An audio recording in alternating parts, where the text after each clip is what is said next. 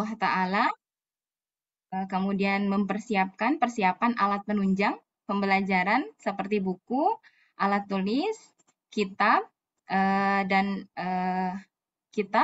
alat tulis. Kemudian pastikan perangkat komputer, ummahat atau ponsel tersambung dengan jaringan internet yang stabil serta baterai yang cukup. Selanjutnya, diperkenankan kepada ummahat untuk merename akunnya dengan format nama dan asal daerah, agar kita saling mengenal, insya Allah satu sama lain di dalam halaqah ini. Kemudian berpakaian sopan dan menutup aurat. Selanjutnya, perizinan melalui chat room. Jika ummahat ada yang ingin ditanyakan, ada yang ingin didiskusikan, ada tanggapan, boleh via chat room.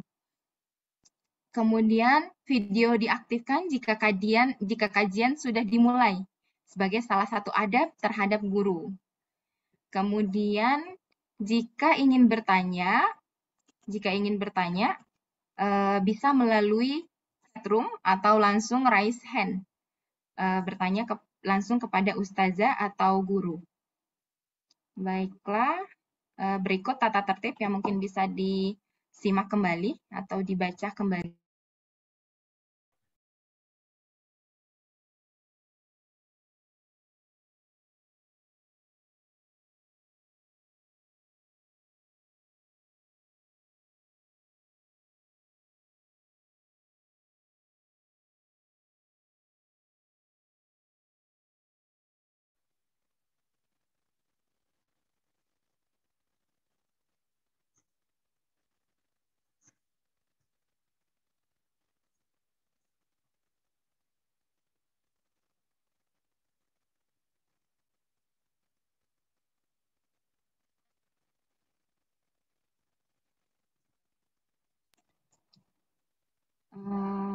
Selanjutnya, untuk sambil menunggu ya, di sini kami perkenalkan ya, Daril Ummi, profil. Saya coba share profil Daril Ummi. Untuk informasi ummahat, apa sih Daril Ummi itu, komunitas apa, ini saya akan share profilnya. Semoga bermanfaat buat para ummahat. Sebentar, nih. Sambil menunggu ustazanya ya.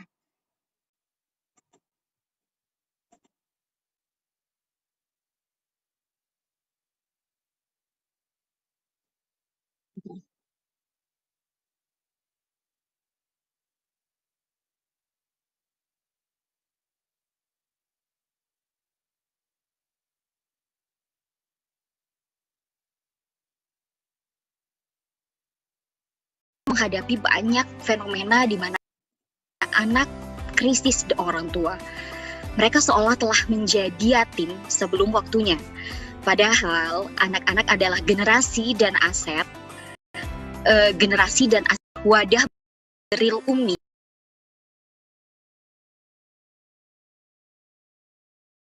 yaitu sebuah komunitas wadah belajar dan berbagi bagi perempuan, khususnya ibu dan calon ibu yang fokus pada pendidikan perempuan, rumah tangga, pemberdayaan, serta keluarga dan pengasuhan anak dalam worldview Islam. Saat ini kita menghadapi banyak fenomena di mana anak krisis orang tua. Mereka seolah telah menjadi yatim sebelum waktunya. Padahal anak-anak adalah generasi dan aset bangsa di masa depan. Kualitas generasi akan mempengaruhi kualitas bangsa tentunya. Berangkat dari fenomena inilah Thru diinisiasi.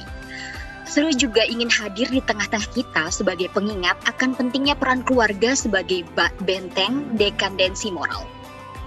Khususnya ibu. Sebab ibu merupakan madrasah pertama dan utama untuk putra-putrinya. Juga melihat minimnya pendidikan dan bekal persiapan menjadi istri dan ibu, sehingga platform Thru diharapkan mampu memberikan kontribusi, manfaat untuk ibu dan calon ibu. Nah, Thru ini memiliki visi, yaitu yang pertama membangun Indonesia melalui keluarga, yang kedua menjadikan pribadi yang senantiasa menyiapkan ilmu untuk ikut membangun moral generasi bangsa melalui keluarga, menularkan kesadaran bersama akan kebutuhan mendasar seorang perempuan untuk menjadi madrasah peradaban dalam keluarga, yaitu ilmu keluarga dan ilmu menjadi orang tua. TRU ini sudah beberapa kali mengadakan event ya. Nah, beberapa event yang pernah diselenggarakan oleh komunitas ini antara lain adalah Indonesia Mommy Talks yang diadakan saat launching TRU pada tahun 2017. Nah, di situ kami mendatangkan narasumber diantaranya yaitu Ibu Ledia Hanifah, anggota DPR RI, bidang pemberdayaan perempuan, kemudian ada Ibu Fahira Idris, Senator DPRD Jakarta, Ketua Gerakan Nasional Anti Miras, dan Ketua Bank Japar. Bank Japar ini sendiri adalah singkatan dari Kebangkitan Jawara dan Pengacara. Selanjutnya ada juga Ibu Erika Suryani Dewi, yaitu praktisi dan konsultan keluarga dan dosen studi Al-Hikmah. Acara ini dihadiri oleh lebih kurang 90 peserta offline dan 210 peserta online. Selain itu, TRU juga pernah mengadakan acara TRU Online Sharing Session yang rutin dilakukan setiap 2 bulan sekali melalui WhatsApp Group. Kemudian ada juga karena TRU ini memiliki website ya. Nah, website ada update artikel setiap sepekan sekali di websitenya TRU. Kemudian TRU juga sempat mengalami vakum selama beberapa bulan, namun sekarang TRU sudah kembali lagi dengan tentu saja dengan perencanaan yang lebih matang, dengan beberapa agenda yang direncanakan ke depan. Nah, beberapa agenda ini adalah kelas webinar online, free dan berbayar, menyelenggarakan event seperti Indonesia Mommy Talks, kemudian mengembangkan TRU Learning Platform Application, update konten website dan sosial media secara rutin, dan launching buku Birth Story. Nah, yang saat ini itu sudah progres ya, statusnya ada review di redaksi Quanta. Doakan kepada kami ke depannya istiqomah untuk berdaya, memberikan manfaat luas untuk ibu dan calon ibu hebat di Indonesia. Amin.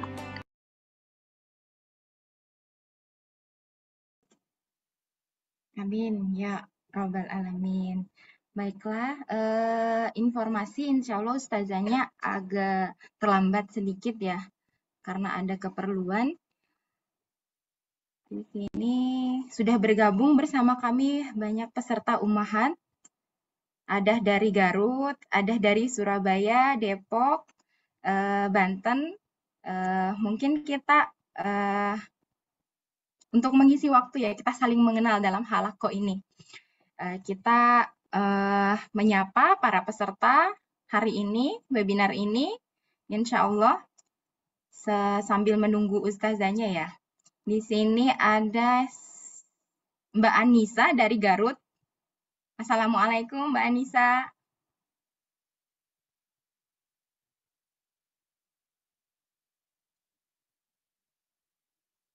Kemudian mungkin ini. Di sini juga ada dari Depok Mbak Jumi. Oh, Mbak Anisanya via chat. Waalaikumsalam Mbak. Selamat bergabung Mbak Anissa. Semoga bermanfaat ya. Ini webinar hari ini merupakan salah satu isu yang sekarang sedang hits ya di di tengah-tengah masyarakat terkait dengan layangan sinetron apa web series ya, web series Layangan Putus. Masya Allah, ini banyak sekali peminat ya, peminat dari web series tersebut. Sebenarnya menurut saya web series itu sudah atau alur dari web series itu sudah ada sebenarnya di di sinetron Indosiar itu. Nah, di situ malah lebih simpel sebenarnya, lebih banyak ininya, lebih banyak macam-macamnya seperti apa kondisi rumah tangga udah digambarkan di dalam cerita-cerita yang di Indosiar. Namun yang hits ini mungkin menarik ya, karena juga waktunya itu diambil serinya banyak ya. Kalau di Indosiar itu cuma beberapa jam terus selesai. Jadi sudah bisa ditebak ujungnya seperti apa. Kalau yang layangan putus ini memang tidak hanya hits di kalangan mamah, di kalangan emak-emak, juga hits di kalangan para muslimah yang belum berkeluarga. Nah, mungkin bisa menjadi salah satu pembelajaran ya, terutama buat para muslimah yang belum berkeluarga, dan juga bisa menjadi pembelajaran juga buat kita ummahat yang sudah berkeluarga. Kemudian, oke, sambil menunggu informasi dari Ustazah Erika, mohon maaf para peserta kalau ada keterlambatan. Di sini ada Mbak Ulan, Ketua TRU. Mbak Ulan, ada yang ingin disampaikan sambil menunggu ini Mbak Ulan, Ustazanya.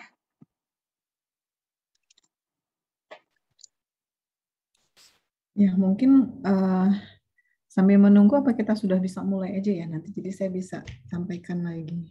Ya, jadi nggak sampaikan dua kali. Jadi Ustazanya datang, kita langsung materi. Ini menyampaikan ini dulu ya. Gimana? Karena nih udah 20 menit.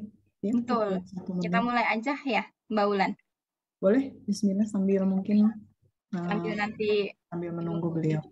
Oke. Terima kasih Mbak Ulan. Izin memulai para peserta, kemudian izin memulai Mbak Ulan, Ketua Daril Umi, dan teman-teman tim Daril Umi. Bismillahirrahmanirrahim. Assalamualaikum warahmatullahi wabarakatuh. Waalaikumsalam warahmatullahi wabarakatuh. Rabbi shrah li sadri wa yassir li amri wahlul 'uqdatam min lisani yafqahu qawli. Rabbi zidni ilma warzuqni fahman. Amin ya rabbal alamin. Alhamdulillahirabbil alamin. Wassalatu wassalamu ala asyrafil anbiya'i wal mursalin sayyidina Muhammadin wa ala alihi wa sahbihi ajmain, amma ba'd. Pertama-tama marilah kita sama-sama memanjatkan puji syukur atas berkah dan rahmat Allah Subhanahu wa taala sehingga kita dapat berkumpul di halaqah hari ini, webinar tentang terkait dengan isu atau isu yang sedang hits sekarang ini, web series dengan judul Layangan Putus, dikaitkan dengan webinar kita dengan tema Bukan Layangan Putus. Serta salawat dan salam tidak lupa kita kirimkan atas junjungan Nabi besar Muhammad Sallallahu Alaihi Wasallam, Nabi yang senantiasa menjadi tauladan kepada kita semua hingga akhir zaman. Baiklah, saya akan bacakan terkait dengan sebelumnya perkenalkan, saya Junarti selaku moderator hari ini. Salam kenal para ummahat semua. Insya Allah saya akan memandu kegiatan kita hari ini. Izinkan saya membaca susunan acara terlebih dahulu. Yang pertama, pembukaan oleh moderator saya sendiri. Kemudian nanti kita akan bersama-sama membaca Ummul Quran, Al-Fatihah, sebelum memulai kegiatan. Kemudian welcoming speech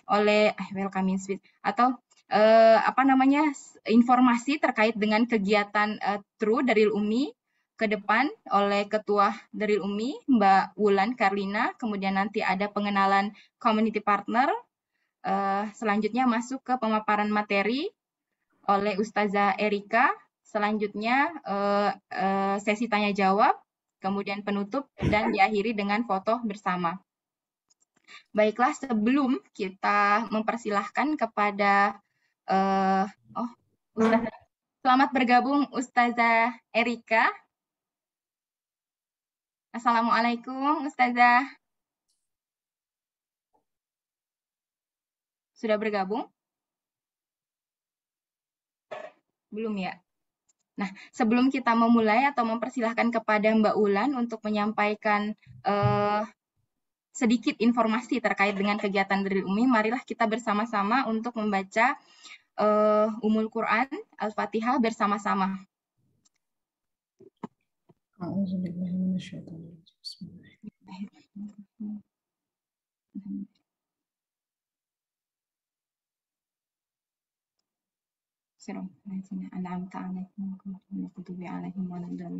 Amin, amin, amin ya robbal alamin.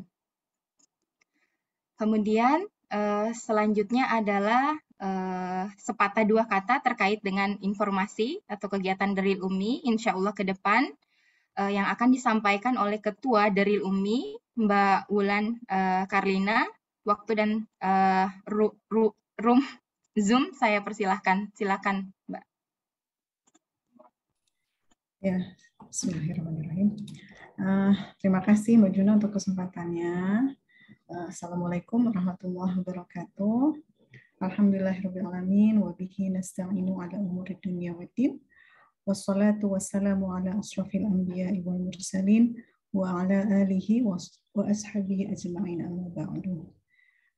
Yang terhormat, ini ada community partner ya di sini, insya Allah ada beberapa community partner yang bergabung bersama Daril Ummi, yaitu dari Hijabers Mom, dari Madratul Nisa, dari PCIE Malaysia, kemudian Baharu Foundation, ada Majelis Taklim Al-Insyirah, dan juga ada Community Muslimah Yuk Belajar.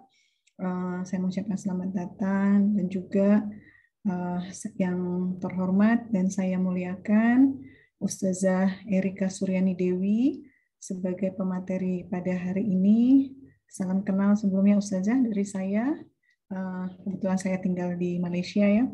Kemudian juga yang saya muliakan dan saya sayangi kakak-kakak, adik-adik, semua ummahat sekalian yang berbahagia. Pertama-tama mari kita panjatkan puji dan syukur kehadirat Allah Subhanahu wa Ta'ala yang telah memberikan rahmat, taufik dan hidayahnya, juga kesehatan kepada kita di mana pada siang hari ini kita mempunyai waktu untuk berkumpul di kajian atau webinar online Daril Ummi di awal tahun 2022 ini. Semoga di awal tahun ini menjadi momen buat kita untuk mempunyai sesuatu yang bermakna dengan menanamkan keinginan untuk dapat lebih banyak lagi meraih kebaikan dan manfaat, ya, mensyukuri keberadaan diri, menghargai hal-hal yang kecil, pulih juga dari masa lalu, kemudian mencari hal-hal positif dan sesuatu yang baru yang dapat menambah ilmu dan pemahaman bagi kita semua. Tidak lupa seiring salam dan sholawat, semoga selalu tercurah kepada Nabi besar kita, Nabi Muhammad SAW, beserta keluarga dan para sahabatnya, juga para pengikutnya hingga akhir zaman. Nah, insya Allah kita semua menjadi pengikut beliau yang mendapatkan syafaatnya di akhirat kelak. Amin ya rabbal alamin. Baik ibu-ibu semua dan adik-adik semua yang saya muliakan, pada kesempatan yang baik ini, izinkan saya ya untuk menyampaikan program yang akan dijalankan oleh Daril Ummi pada tahun ini, yaitu berupa kajian yang disebut Halaqah Tautan Hati. Program ini sebenarnya kami angkat karena kaum muslimah merupakan pondasi terpenting dalam institusi keluarga yang juga nantinya akan membentuk generasi juga peradaban Islam ke depannya. Dari sejarah juga kita banyak belajar peran serta muslimah ya, dari sejak Nabi Adam hingga Rasulullah, di mana muslimah semua itu punya peran yang sangat penting bagi keluarga dan juga bagi dakwah Islam. Nah, peran yang demikian besar ini itu nggak serta-merta dapat gitu, tidak serta-merta tiba-tiba hadir, tapi peran yang demikian besar ini atau semua muslimah yang tangguh ini ya, mendapatkan melalui proses tarbiyah ataupun pembinaan yang berkelanjutan. Jadi bukan serta-merta hadir begitu saja, tapi ini adalah merupakan suatu proses bagi diri kita semua untuk menjadi seorang muslimah yang tangguh. Nah, pembinaan ataupun tarbiyah ini pada dasarnya sangat ya diperlukan oleh manusia. Intinya boleh baik laki-laki maupun perempuan. Kenapa? Karena pada dasarnya manusia itu punya sifat lupa. Nah, kalau udah lupa pasti tentunya perlu apa? Diingatkan. Perlu apa? Perlu lagi dinasihatkan. Perlu lagi diarahkan. Perlu apa lagi? Perlu perhatian. Nah, selain itu juga manusia itu hasratnya ingin berkumpul. Artinya apa? Di dalam suatu tarbiyah ini ya, manusia akan atau muslimah itu akan diadakan hidup dalam secara berkelompok, ya, belajar dalam hidup berkelompok dan berbagi tanggung jawab dalam kelompok tersebut. Jadi dan muslimah ya sekarang ini juga harus banyak menggali potensi diri dengan memahami ilmu agama dan juga keterampilan keilmuan lainnya yang dimiliki atau yang diminati. Fungsinya apa? Ya, fungsinya untuk menjaga ketahanan keluarga atau lingkungan keluarga kita lebih baik lagi. Dan tentu kalau keluarga kita sudah baik, ketahanan kita sudah baik, efeknya bukan hanya untuk dalam rumah, tapi juga untuk lingkungan sekitar kita. Dan insya Allah ilmu-ilmu yang bisa kita dapat ini bisa bermanfaat untuk masyarakat di sekitar. Nah, makanya untuk itulah atas dasar inilah ya program Halaqah ini dibentuk oleh Darul Umi. Jadi program tarbiyah ataupun pendidikan ini ya sangat penting ya sebagai sarana pembentukan kepribadian muslimah yang dapat menciptakan institusi keluarga ini dan yang secara Islami juga dapat melahirkan lingkungan masyarakat sekitar. Kita bisa membangun lingkungan sekitar kita dengan secara Islami dan kita bisa melakukan kehidupan atau lingkungan secara berjamaah. Nah, insya Allah inilah dengan kurikulum ataupun tarbiyah ini baik secara berjamaah adalah bentuk kepedulian kita sebagai seorang muslimah terhadap generasi mendatang. Dan itu adalah juga merupakan suatu urgensi untuk menuntut ilmu dengan cara yang lebih berkah ya. Dan tujuan tarbiyah bagi muslimah ini tidak terlepas ya dan harus dikuatkan dengan adanya halaqah tadi. Ya, tujuannya itu tadi untuk berakhlak mulia ya, kokoh, berpikiran yang berwawasan yang sehat dan sebagainya. Kemudian juga insya Allah agenda Halaqah Tautan Hati ini juga akan kita mulai pada tanggal 14 Januari tahun 2022, yaitu insya Allah 2 pekan depan ya. Dan untuk sementara ini, saat ini kita buat kajiannya sebulan 2 kali yang dibimbing oleh Ustazah Erika. Masya Allah ya, beliau ini banyak sekali pengalamannya sebagai guru dan juga sebagai pembina di berbagai majelis taklim. Insya Allah kita akan mendapatkan ilmu yang sangat bermanfaat dari beliau ya. Dan insya Allah dengan halaqah ini juga akan selain menambah ilmu bagi kita, juga insya Allah mempererat ukhuwah dan juga ruh kita bisa terikat ya, walaupun kajiannya masih berupa online. Nah, adapun ya kurikulum yang kita ambil itu diambil dari tadabbur ataupun tafsir Al-Quran. Mungkin bisa dimulai dengan surah tentang wanita ya, dengan di surah An-Nur tentang bagaimana pendidikan seorang perempuan, dan juga bisa dilanjutkan dengan tarbiyatul aulad ya. Di sini juga ada dalam surah Luqman. Ini tentang mendidik, bagaimana kita mendidik anak pada nantinya. Ada juga tentang keluarga yang mungkin ada di surah Ali Imran dan seterusnya. Nanti kita bisa menimba ilmu yang bisa dari ustazah kita ya, guru kita. Nah, mudah-mudahan akhwat semua yang yang hadir pada hari ini berkenan ya mengikuti program kajian kami, dan pendaftaran nanti akan di-share oleh admin di chatroom atau bisa menghubungi saya ataupun tim True yang lainnya ya. Akhirul kalam, saya mengucapkan terima kasih kepada semua pihak yang telah hadir pada hari ini. Tanpa rekan-rekan semua, tanpa umat semua, kajian ini tidak ada artinya ya, kalau tidak ada yang hadir. Jadi saya mengucapkan terima kasih sekali lagi atas kehadiran umat semua, dan insya Allah kita bisa sama-sama mencatat ya, karena dengan mencatat itu adalah mengikat ilmu apa yang akan disampaikan oleh gurunda kita pada petang hari ini. Dan mohon maaf jika dari saya jika ada kekurangan dalam menyelenggarakan kegiatan hari ini. Wabillahi taufiq wal hidayah. Wassalamualaikum warahmatullahi wabarakatuh. Waalaikumsalam warahmatullahi wabarakatuh. Jazakillah khair, Mbak Ulan, Ketua Daril Umi, dan terima kasih atas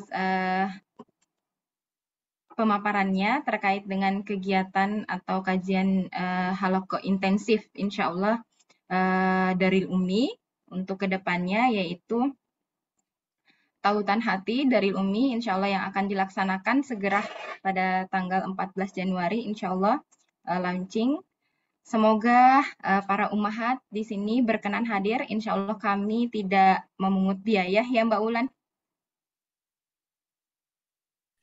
Ya, untuk sementara ini kita tidak memungut biaya dengan nilai tertentu, tapi kalau ingin berinfak di tafadoli. Karena walau bagaimanapun dakwah ini perlu pembiayaan juga ya, insya Allah. Tapi ini semua seikhlasnya saja. Terima kasih. Ya, insya Allah, insya Allah. Baiklah, terima kasih banyak Mbak Ulan. Dan selamat datang kepada pemateri kita hari ini, Ustazah Erika. Assalamualaikum Ustazah. Waalaikumsalam warahmatullahi wabarakatuh. Apa kabar Ustazah? Sehat? Alhamdulillah, alhamdulillah bi khair. Alhamdulillah, alhamdulillah. Baiklah Ustazah, izin memulai materi. Ya, tapi sebelum memulai saya minta izin membacakan CV terlebih dahulu, Ustazah. Ya, silakan. Baik. Sebelum memulai materi, saya bacakan CV Ustazah Erika terlebih dahulu.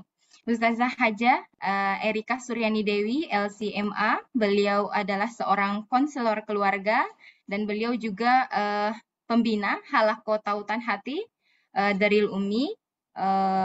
Ustazah Erika bernama lengkap Ustazah Erika Suryani Dewi, merupakan seorang ibu dengan 6 anak, Masya Allah, dan 3 cucu yang berdomisili di Mampang Perapatan, Jakarta. Beliau berprofesi sebagai seorang dosen tafsir hadis di STIDDI di Al-Hikmah, Mampang, Jakarta Selatan. Beliau juga seorang pembimbing haji dan umroh yang memiliki usaha Sabita Travel, yaitu travel haji umroh, Islamic tour domestik, dan internasional. Beliau menempuh pendidikan sarjana dan master di International University of America, Khartoum, Sudan. Kemudian kegiatan beliau saat ini, iya Ustazah? Afrika bukan Amerika. Oh Afrika, astagfirullah. Ya, International University of Afrika, Khartoum, Sudan.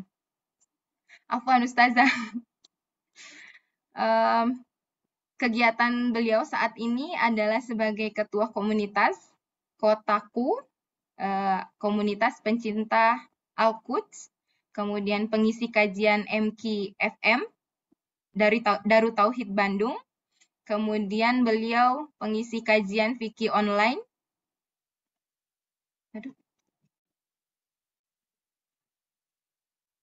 Pengisi kajian fikih online di beberapa komunitas dalam negeri maupun luar negeri. Salah satunya dari Umi. Moto beliau adalah menjadi manusia yang paling bermanfaat bagi sesama. Masya Allah. Baiklah, tanpa berpanjang kata Ustazah, saya persilahkan kepada Ustazah untuk memulai materi atau kajian kita hari ini. Silahkan Ustazah. Afwan Ustazah, sebelum memulai, mungkin nama Ustazah mohon di rename dulu karena iya betul. Ini kayaknya tadi ada kesalahan masuk karena saya harus registrasi di waktu masuk itu tadi. Harusnya nggak usah registrasi. Ya. Syukran Ustazah. Syukran jazakumullah khairan. Ya. Alhamdulillah. Assalamualaikum warahmatullahi wabarakatuh. Waalaikumsalam warahmatullahi wabarakatuh. Alhamdulillah nahmaduhu wa nasta'inuhu wa nastaghfiruhu wa na'udzu billahi min syururi anfusina wa min sayyiati a'malina. May yahdihillahu fala mudhillalah wa may yudlilhu falan tajida lahu waliyyan mursyida. Allahumma shalli wa sallim wa barik ala sayyidina Muhammad wa ala alihi wa sahbihi ajmain wa man tabi'ahum bi ihsanin ila yaumiddin. Rabbi shrah li sadri wa yassir li amri wahlul 'uqdatam min lisani yafqahu qawli amma ba'd. Alhamdulillah, akhwat ummahat hadirat yang dirahmati Allah Subhanahu wa taala, hadirat rahimakumullah. Kalau di Indonesia ini lagi jadi trending topik ya, layangan putus gitu ya. Barusan tadi saya ikut pagi webinar layangan putus. Dari sejak pekan lalu juga beberapa kali ngisi kajian mintanya temanya layangan putus. Ya, udah beberapa kali. Ini kali keempat saya ngisi layangan putus. Ya, jadi awalnya bingung ya. Maksudnya layangan putus itu apa? Mohon maaf karena saya memang tidak bermain di sosial media. Ya, jadinya memang ada sosial media hanya untuk mengisi online kajian. Jadi nggak sempat mengikuti perkembangan sosial media. Ternyata ketika lagi bingung-bingung layangan putus, saya coba searching, ada anak di samping saya. Anak saya mengatakan, Umi cari buku ini, ternyata anak saya malah lebih dulu ya, dia punya bukunya gitu ya. Ini ada bukunya, oh ya sudah. Jadi ternyata memang ketika membaca sekilas bukunya dengan apa yang ditayangkan oleh TV dan oleh film di bioskop ya di Indonesia, di sinema itu berbeda ya. Berbeda antara buku, isi buku dengan apa yang ditayangkan di sinema, di film ya. Tapi yang paling penting adalah kita sebagai seorang muslimah apakah akan terbawa arus ya yang deras yang mungkin masing-masing orang akan berpikir dengan persepsinya sendiri-sendiri yang kemungkinan besar persepsinya tidak terikat ya dengan konteks syariat ya. Bicara tentang layangan yang putus ya, ibarat seorang muslimah yang terombang-ambing kehidupannya di dalam kehidupan berumah tangga ya. Ada yang mungkin ini ya seperti mu'allaqah, seperti layang-layang yang terbang nggak jelas kemana ya. Makanya kalau memang Daril Umi buat satu tema bukan layangan putus, bagus sekali ya. Ya, jadi memang bukan layangan putus, yang namanya istri itu terikat jelas dengan mitsaqan ghaliza. Dia terikat jelas dengan ikatan yang kuat ya. Ikatan itu antara hamba dengan Allah Subhanahu wa taala. Ya, jadi dia bukan seseorang yang tidak punya ikatan dan tidak jelas statusnya. Istri jelas statusnya, sekarang tinggal apakah suami istri tadi mau mempertahankan status itu di hadapan Allah Subhanahu wa taala dengan menjaga bahtera rumah tangganya ya. Saya izin share screen ya, bicara tentang layangan putus. Sebenarnya rumah tangga itu lebih dahsyat dari sekedar ya imajinasi seseorang tentang layang-layang ya. Dia adalah satu lembaga yang sangat sakral, lembaga yang memang dilindungi oleh Allah Subhanahu wa taala ya, sehingga ketika terjadi akad nikah itu aras Allah bergoncang. Banyak orang yang mengatakan jangan goncangkan aras Allah 2 kali. Sehingga sana Allah jangan digoncangkan 2 kali. Pertama, ketika terjadi akad nikah dia bergoncang. Yang kedua, ketika terucap kalimat talak, aras Allah bergoncang lagi. Kalau bisa jangan goncangkan aras Allah 2 kali. Maksudnya jangan 2 kali bukan nggak boleh nikah lagi ya. Kalau ternyata suami wafat, ada yang melamar lagi, aduh katanya nggak boleh goncangkan aras Allah 2 kali, bukan itu, jangan salah paham. Jangan goncangkan aras Allah 2 kali, artinya kalau bisa, kalau sudah akad nikah jangan bercerai. Kalau bisa, kalau tidak ada alasan syar'i. Kalau ada alasan syar'i, boleh jadi yang namanya produk syariat talak, itu jadi solusi. Ya, jadi kadang-kadang, tadi saya juga sudah ikut webinar sebab ya, alhamdulillah senang gitu jadi pendengar ya. Karena masih banyak orang yang punya persepsi rumah tangga ini harus dipertahankan mati-matian sampai mati apapun alasannya. Kalaupun suami sudah tidak taat kepada Allah, kalaupun suami misalnya sudah melenceng dari jalur syariat, atau kalaupun istrinya murtad, kalaupun istrinya berzina, itu entah suami entah istri masing-masing ada yang punya pendapat pertahankan sampai mati demi anak-anak lah. Apa hubungannya nih? Apa kaitannya?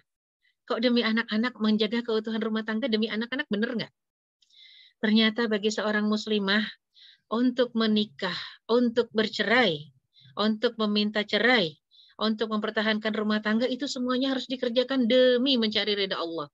Nggak boleh demi orang, demi anak, demi orang tua, demi omongan orang, demi omongan jiran, tetangga, tidak boleh. Kalaupun mau mempertahankan rumah tangga, harus bisa dipastikan Allah ridho dengan apa yang kita ambil sebagai sebuah keputusan. Kalaupun pada akhirnya kita memilih untuk bercerai, ya, memutuskan hubungan suami istri, itu harus bisa dipastikan Allah ridho dengan itu. Karena Allah tidak pernah meridai satu tindakan kezaliman. Ya, sampai inni haramtu zulma ala nafsi faja'altuhu muharraman fala tazalamu. Aku haramkan kezaliman, aku kerjakan. Ya, kata Allah Subhanahu wa taala. Jadi atas dirinya sendiri Allah mengatakan aku haramkan aku menzalimi hambaku. Oleh karena itu aku haramkan juga kezaliman terjadi di antara hamba. Fala tazalamu. Jangan saling menzalimi. Sehingga kalau ada hamba yang ternyata na'udzubillah min dzalik, misalnya beristrikan atau bersuamikan seorang pezina, itu nggak ada pilihan ketika tahu, oh ternyata pasangannya sudah berzina di luar sana, nggak ada pilihan, lebih bagus berpisah. Lebih bagus berpisah. Ini kalau bicara zina ya. Kita kalau bicara zina. Karena memang banyak juga kasus-kasus zaman sekarang, akhir zaman di masa pandemi ini, bukan hanya istri yang curhat, konseling, suami saya meninggalkan saya. Tapi banyak juga para suami yang konseling, istri saya meninggalkan saya, Ustazah. Ya, jadi ini akhir zaman, mungkin kalau ada orang mengatakan kayak sinetron dunia terbalik, betul, hakikat sekarang itu sudah, kalau dulu mungkin yang banyak konseling adalah para istri, suami menzoliminya, sekarang ternyata yang ada juga konseling banyak juga para suami ketika istri menzoliminya, yaitu meninggalkan dirinya dan meninggalkan anak-anaknya untuk pergi dengan laki-laki lain. Ini masa pandemi ya, luar biasa Allah Subhanahu wa taala menguji keimanan kita, bukan hanya faktor imunitas tubuh kita karena kita khawatir khawatir terjangkiti virus COVID-19, bukan itu saja ternyata. Yang lebih utama kita harusnya menjaga imunitas iman, imunitas akhlak, akidah kita. Agar yang kebal bukan cuman jasad kita dari virus, tapi iman kita dari terpaan ujian yang luar biasa dahsyatnya. Dan juga memang mungkin sistem liberal internasional ya, sekuler internasional itu rata-rata perempuan di saat pandemi ini tidak di PHK, tidak ada pemutusan hubungan kerja, alias tidak dikeluarkan dari kantor, tidak dirumahkan. Rata-rata mereka tetap mempunyai pekerjaan dengan gaji yang tinggi dan layak. Tapi laki-laki yang di PHK, laki-laki yang dikeluarkan dari kantor atau dirumahkan tanpa gaji. Sehingga terjadilah ya friksi dalam rumah tangga yang membuat seorang wanita yang tidak bisa menjaga egosentrisnya, dia merasakan, waduh ini nggak selevel lagi suami, nggak bisa memberikan apa-apa, tidak bisa memberikan nafkah. Sekarang saya 2 tahun ini menafkahi diri sendiri, Ustazah. Itu banyak yang datang istri-istri seperti itu. Ustazah, saya 2 tahun belakangan menafkahi diri sendiri dan anak-anak saya. Saya terkejut ketika dia mengatakan 2 tahun belakangan. Saya bilang sejak pandemi, iya. Itu sih bukan satu hal yang aneh ya. Karena suaminya di PHK. Ya, jadi memang bukan satu hal yang aneh, Bu, dan bukan satu hal yang luar biasa. Saya bilang, lantas sudah berapa lama Anda berumah tangga? Sudah 12 tahun, Ustazah. Selama 10 tahun suami Anda menafkahi Anda nggak? Menafkahi saya, tapi 2 tahun belakangan itu tidak. Saya bilang, ya Allah, sebegitu piciknya seorang istri menimbang 10 tahun dibandingkan dengan 2 tahun. Ya, ini ketika perempuan tidak memiliki keimanan dan sandaran yang kuat. Makanya bersandar total itu hanya kepada Allah Subhanahu wa taala. Kita kadang-kadang dalam sholat sering sekali membaca surat Al-Ikhlas. Bukan karena isinya, tapi karena pendeknya surat itu gitu ya. Dan sering kita mengucapkan Allahus Samad, Allah tempat bergantung. Tapi betapa banyak istri-istri yang bergantung kepada suaminya, bukan kepada Allah Subhanahu wa taala. Dan betapa banyak suami-suami juga nggak jarang yang bergantung kepada istrinya. Nah, ini juga nggak boleh terjadi ya. Allah akan menguji kecintaan kita kepadanya. Ingat, Allah itu maha pencemburu. Dan di masa-masa pandemi ini luar biasa. Kecemburuan Allah kepada hamba-hambanya. Hambanya diuji dengan rasa ya, dengan rasa tidak nyaman, dengan harus dirumahkan saja sesuai dengan syariat ya, berjuang menjemput rizki halal dan thayyibah dari rumah. Tidak harus di kantor, karena kerjaan itu tidak harus di kantor, di pejabat, tidak. Di rumah pun bisa bekerja, menjemput rezeki halal. Ya. Jadi ini penting buat kita pada akhirnya, kita pahami dulu fenomena yang ada di sekeliling kita. Fenomena apa sebenarnya? Apakah rumah tangga ini rusak karena ketiadaan iman, ketiadaan pemahaman ya dari sisi syariat, atau karena memang ketiadaan akhlak? Iman dan akhlak terbang sehingga mudah sekali untuk seseorang mengakhiri ya kehidupan rumah tangga hanya gara-gara masuknya seorang pelakor atau pebinor gitu ya. Ini istilah buruk di tengah masyarakat kita ya. perebut laki orang katanya. Atau pebinor perebut bini orang. Bini itu istri gitu ya. Ini luar biasa ketika ada istilah-istilah ini. Banyak akhirnya istri-istri sah yang dinikahi sah. Alhamdulillah juga sempat ikut webinar tadi ya, jadi peserta tuh enak banget.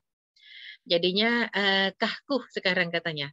Kahkuh itu menikah rasa selingkuh. Kenapa menikah rasa selingkuh? Menikah sah pun akhirnya karena masyarakat kita lagi rusak ya, cara berpikirnya dan juga persepsinya, sehingga orang-orang yang menikah pun nanti dicap sebagai selingkuh. Nah ini yang repot. Maka tidak boleh begitu ya, kita harus memandang dari kacamata syariat. Dia selingkuh atau sudah menikah? Dia menikah dengan cara yang bagaimana? Apakah pernikahannya sah? Atau jangan-jangan tidak sah? Tidak sah seperti apa? Ya, seperti kalau misalnya kita lihat banyak sekali orang-orang yang akhirnya menyembunyikan pernikahannya. Di dalam Islam sendiri tidak boleh menyembunyikan pernikahannya. Atau seperti orang-orang Syiah yang mut'ah. Nikah mut'ah. Ya, itu kan tidak sah secara syariat Islam. Sehingga kalau orang-orang yang memang betul-betul menikah secara syah, ada saksinya diumumkan, maka pernikahan bukan sama dengan perselingkuhan. Kalau perselingkuhan itu lebih kepada perzinahan dan pacaran. Kalau pacaran dan zina, jangankan dia sudah menikah, belum menikah aja nggak boleh kok. La taqrabuz zina, innahu kana ya fahisyatan wa sa'a sabila. Ketika Allah SWT mengatakan jangan dekati zina, la taqrabuz zina. Kenapa ayat mengatakan tidak mengatakan la tazni? Ayat tidak mengatakan jangan berzina, tapi la taqrabuz zina, jangan dekati. Jadi bukan jangan zina, tapi prolognya aja nggak boleh. Deket-deketnya aja nggak boleh, pacarannya aja nggak boleh. Maka yang disebut pelakor, pebinor ini pasti ada prolog. Prolognya apa? Boleh jadi reuni, sehingga CLBK, cinta lama bersemi kembali, gitu ya. Atau ada yang bilang CLBK tuh cinta lama belum kelar, Ustazah. Mungkin juga. Jadi memang belum selesai, belum pernah putus. Bahkan dari SMA dulu sudah sinyal-sinyalnya sudah dipelihara sampai sekarang. Ibarat kata masih kutunggu jandamu gitu ya. Wah, itu yang repot ya. Kalau memang sampai sedemikian dahsyatnya, maka yang namanya reuni jangan sampai menjadi pemicu. Ya, pemicu apa? Tumbuhnya lagi bunga-bunga lama ya. Bunga cinta yang sudah pupus, yang sudah redup ya, yang sudah mati sebenarnya bahkan dihidupkan lagi. Bahaya. Makanya kalaupun terpaksa harus ada reuni, cobalah datanglah bersama pasangan, bersama suami, bersama istri, atau bersama anak sekaligus bersama cucu, nggak apa-apa. Nggak akan ada yang ganggu gitu ya. Karena memang rata-rata berawal dari pertemuan lagi dengan orang-orang lama. Atau bertemu dengan orang yang baru, atau curhat dengan lawan jenis. Curhat dengan lawan jenis yang bukan mahram, tanpa didampingi. Ya, misalnya sudah lawan jenisnya bukan mahram. Bersama si lawan jenis ini, misalnya ada, kita ingat ya ketika Rasulullah SAW mengatakan, la yakhluwanna ahadukum bi'imra'atin illa wa ma'ahadi mahram. Tidak boleh kalian seorang laki-laki berduaan dengan wanita yang bukan mahram, kecuali si wanita ada mahramnya. Jadinya ketika disebut si wanita ada mahramnya, mahramnya wanita ini siapa? Tidak selalu harus anak, tidak selalu harus bapak, ya, tidak selalu harus abang, adik, paman, tidak. Dan apakah suami mahram? Sebenarnya suami bukan mahram. Mahram itu kan definisinya orang yang haram dinikahi. Kalau haram nikah sama suami bahaya ya, berarti suami itu saudara kita. Artinya mahram boleh digantikan dengan sang suami. Tapi boleh jadi juga kata Imam Syafi'i, majmu'ah minan nisa ithiqat. Majmu'ah minan nisa ithiqat itu mahram. Sekelompok wanita yang kita percaya keimanannya atau satu orang saja, maka dia bisa jadi mahram kita. Kalau ada rapatnya itu darurat antara seorang bos dengan sekretarisnya perempuan, maka si sekretaris perempuan jangan mau sendirian. Dia harus didampingi dengan perempuan-perempuan lain. Maka itulah mahramnya ya. Jadi berawal mungkin dari sekedar curhatan, ataupun juga ada orang yang bertemu dalam satu acara. Boleh jadi setan menghiasi segala sesuatu. Banyak orang yang mengatakan kalau udah jadi nenek-nenek begini Ustazah, kalaupun kita keluar ya tanpa tutup aurat, siapa sih yang naksir? Oh, jangan salah. Buat setan itu ya, setan mudah sekali menjadikan pandangan mata manusia indah terhadap sesuatu yang buruk. Bahkan Allah sudah mengatakan zuyyina linnasi hubbus syahwat ya. Zuyyina linnasi hubbus syahwat.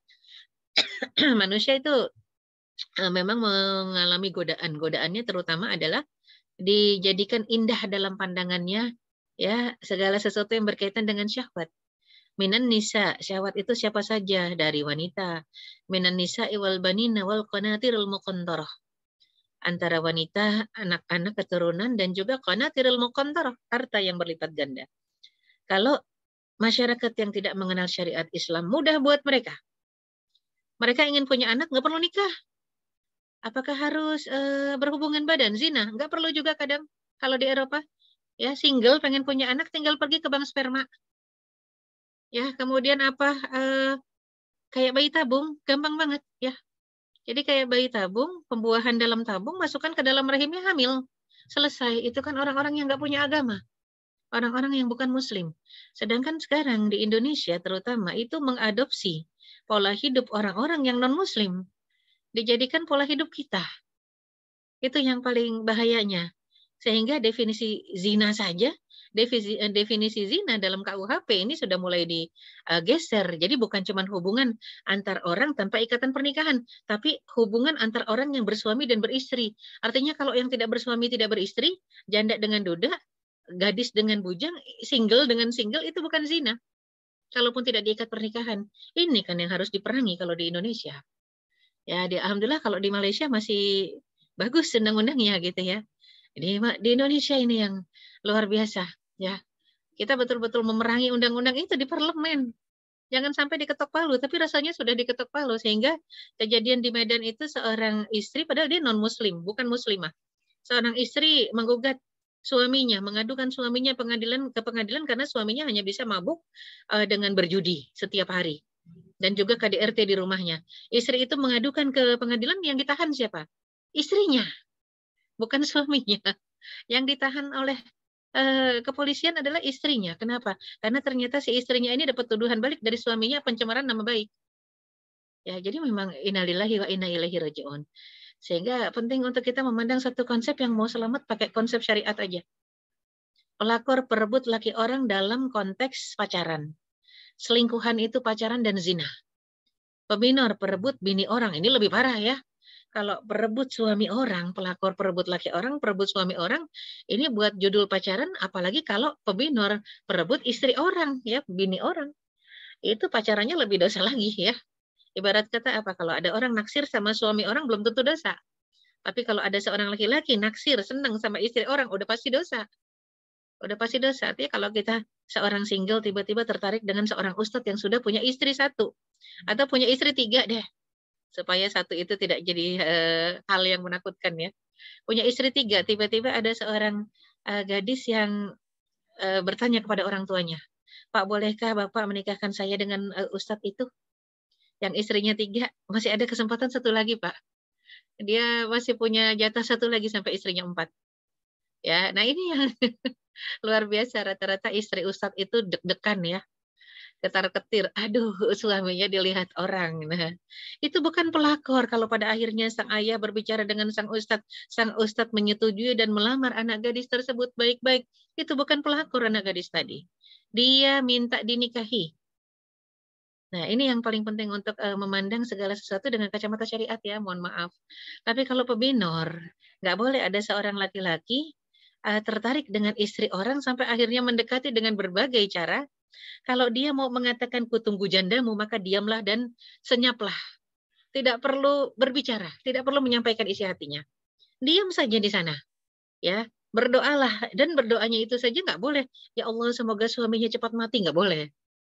Yang ada, ya Allah, kalaulah memang jodoh, seandainya dia suatu saat berpisah dari suaminya, jodohkan dia dengan saya, itu mungkin boleh.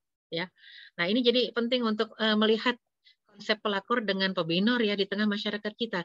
Kadang-kadang sebab cukup miris ketika mengatakan setiap orang yang punya istri lebih dari 1 pada akhirnya itu adalah selingkuh. Oh tidak ya, tidak selalu seperti itu konsepnya ya. Sehingga memang kalau yang ada dalam buku layangan putus ya, layangannya lepas ataupun layangan putus ini termasuk apa yang ada di film kan, memang istilah-istilah buruk itu berawal dari tidak terimanya konsep poligami. Tidak diterimanya konsep poligami itu pertama. Ya, negaranya berdasarkan dengan pernikahan yang monogami saja. Nah, kemudian kebanyakan konsep poligami itu disandarkan kepada kekurangan istri pertama, padahal tidak seperti itu. Ya, tidak harus selalu seperti itu. Yang namanya poligami, kalau kita lihat, tidak harus alasannya adalah kekurangan istri pertama. Tapi boleh jadi karena terdapatnya di tengah masyarakat kita banyaknya janda atau banyaknya awanis. Awanis itu gadis-gadis yang sudah usianya 40 tahun ke atas. Ya, maka itu juga harus jadi PR. Buat siapa? Buat kita semua, ya. Apalagi krisis akhlak dan krisis ekonomi. Di antaranya adalah tadi ya istilah-istilah yang berkembang itu ada pangsa pasarnya. Mengacu kepada perselingkuhan. Kenapa? Karena bosan dengan istri di rumah. Ketemu lagi, dia lagi. PPKM. Nggak boleh keluar dari rumah. Alias work from home. Studi juga from home ya. Maka bosan dengan yang dijumpai di rumah, keluarlah dan mencari di luar. Nah, ini semua diharamkan dalam syariat Islam. Ketika disebut la taqrabu zina, jangan dekati, mendekatinya saja diharamkan, pacarannya haram, apalagi berzinahnya. Yang namanya pacaran tidak harus bertemu di satu tempat atau berduaan di tempat sepi, tidak. Di rumah masing-masing kita bisa pacaran lewat apa? Lewat gadget. Ya, jadi ini sudah berbahaya sekali sarana gadget ini. Kalau disalahgunakan, ya. Pakai WA, mesra-mesra padahal itu istri orang, padahal itu suami orang, ya, dan bukan suami kita, ya. Ini jelas sekali diharamkan dalam syariat kita. Oleh karena itu, ini tidak cuma masalah penting suami istri untuk apa? Menguatkan lagi ikatan pernikahannya, dan jangan sampai kita suka salah paham ya. Solusinya kayaknya cuma satu. Si istri semuanya pada kursus berhias, kursus menghias diri. Kemudian juga itu pertama, istri kursus menghias diri dan kursus masak supaya suaminya betah di rumah dan tertarik dengan dirinya. Enggak juga, kalau cuma sekedar kursus, bukan itu caranya mengikat hati suami. Dan yang paling penting ketika menikah itu ingatlah janji kita kepada Allah. Jadi harusnya hati kita terikat kepada siapa? Kepada Allah. Ketakutan kita kepada Allah, bukan takut sama suami dan bukan takut sama istri. Kalau takut sama pasangan kita, maka ketika pasangan kita tidak ada di hadapan kita, kita akan mudah sekali melupakannya. Tapi takutlah kepada Allah Subhanahu wa Ta'ala. Untuk apa kita menikah? Kalau menikah itu untuk ibadah, mencari ridha Allah, maka takutlah kepada Allah Subhanahu wa Ta'ala yang menjadi saksi pernikahan kita, yang mempertemukan kita dengan pasangan kita, dan kita sudah istikharah kan sebelum nikah, sudah minta pendapat Allah. Maka pertanggungjawaban terhadap pilihan kita itulah yang harus kita khawatirkan kelak di akhirat. Sehingga bukan masalah, banyak sekali kajian-kajian tentang layangan putus ujungnya apa? Gimana caranya istri memikat hati suami. Sampai cara yang simple secara teknis sampai cara yang musyrik. Pakai apa cara yang musyrik? Pakai sihir mahabbah. Ya. Pakai sihir mahabbah. Ke orang pinter. Dikasih jamunya, ramu-ramuannya. Kalau buat teh, kasih ini sedikit gitu ya. Ada kembang 7 rupa. Waduh. Itu kesyirikan yang dahsyat sekali. Hanya agar suaminya tidak kemana-mana. Rugi ibu-ibu, rugi para muslimah.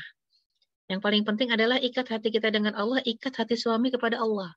Sehingga suami tanpa berjumpa kita pun dia takut di sana macam-macam. Dia akan takut berselingkuh dan pacaran dengan wanita lain. Ya, ini masalah yang paling utamanya adalah masalah ikatan hati kita dengan Allah.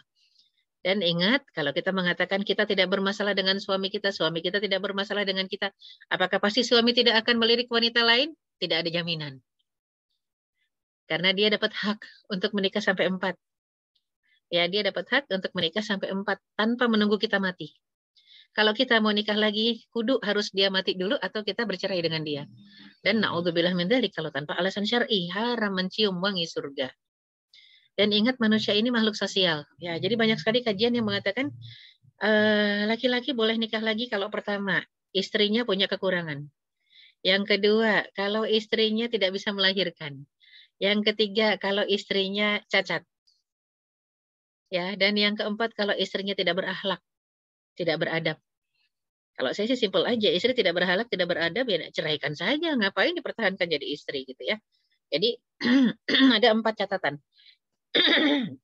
Di tengah masyarakat kita ketika mengatakan suami boleh nikah lagi kalau istrinya seperti itu. Jadi yang difikirkan adalah seorang wanita yang sudah jadi istri. Pernah nggak kita memikirkan muslimah-muslimah lain yang belum bersuami? Pernah nggak kita berpikir seandainya muslimah-muslimah lain yang belum bersuami itu yang usianya 35, 40, 45 adalah putri-putri kita? Pernah nggak kita berpikir seperti itu? Muslimah-muslimah lain yang sudah sekarang usianya mungkin mendekati 50 yang belum menikah itu adalah diri kita. Pernah nggak kita berpikir seperti itu? Pernah nggak kita berpikir suatu saat, na'udzubillah, kita jadi seorang janda dengan anak yang sangat banyak, ya, dan tidak ada seorang laki-laki pun yang bisa membantu kita mencari nafkah, karena ternyata anggota keluarga kita nggak ada laki-laki selain anak yang masih baik-baik, dan tiba-tiba datang seorang ustadz yang soleh, ya, untuk membantu kita dan mempersunting kita. Bahkan dia datang bersama istrinya meminang kita. Kira-kira kita tolak nggak? Kalau ditolak, itu kita yang benar-benar nggak ngerti syariat gitu ya. Jadi memang hadis banyak ketika dikombin dengan ayat, kita akan berjumpa solusi poligami ini bukan untuk hal bermasalah yang berkaitan dengan istri sebelumnya. Karena kalau kita bicara istri, nggak harus istri pertama ya. Boleh jadi ada istri pertama, kedua, ketiga ya. Dan mungkin jadi kita lagi bicara tentang istri keempat, boleh jadi ya. Jadi makanya ini tidak hanya berkaitan dengan masalah fisik dan tidak hanya berkaitan dengan masalah ekonomi. Ada seorang sahabat bertanya kepada Rasulullah SAW, "Ya Rasulullah, saya miskin. Apa solusinya?" Kata Rasul, "Apa? Menikahlah." Ini yang datang anak bujang ya. Maka dia sudah menikah beberapa bulan kemudian masih fakir juga, dia datangi lagi Rasulullah SAW. "Ya Rasulullah, saya masih miskin. Mana janjimu?" Iya kunu fuqara ayyughnihimullahu min fadlih. Kalau mereka fakir, dengan pernikahan Allah akan memberikannya kecukupan. Allah akan memberikan karunia. Kata Rasul apa? Menikah lagi lah. Menikah lagi akhirnya. Ya. Sekarang istrinya 2. Ternyata sudah beberapa bulan menjalani kehidupan pernikahan dengan 2 istri, masih miskin juga. Datanglah lagi dia kepada Rasulullah SAW. "Ya Rasulullah, saya masih miskin." Apa kata Rasul? "Nikahlah lagi ya Allah." Kalau sekarang kayaknya solusi dari Rasulullah itu nggak kepake di akhir zaman. Bukan karena tidak relevan, tapi kitanya yang nggak beriman ya kepada solusi dari Rasulullah SAW. Ya, jadinya ketika sudah istrinya 3 masih fakir juga, dia datang lagi ke Rasulullah dengan setengah putus asa. "Ya Rasulullah, saya kok masih fakir juga." Apa kata Rasulullah SAW? "Menikahlah lagi." Akhirnya dia menikah yang keempat ini, ternyata janji Allah ada di istri keempat. Ya, istrinya seorang yang kaya raya, punya perusahaan, dia seorang entrepreneur, ya, dia tajiroh dan nggak ngerti harus diapakan hartanya dan perusahaannya. Ya, karena istrinya ini ternyata janda kaya, suaminya wafat. Dan dia butuh seorang suami yang bisa mengelola perusahaannya. Ya, dapatlah dia. Akhirnya benar-benar jadi seorang yang kaya raya dan menghidupi semua keluarganya dari sana. Nah, ini kalau kita bicara satu konteks hadis, mungkin orang akan mengatakan kan itu idealnya. Dan kehidupan ini tidak selamanya ideal ya.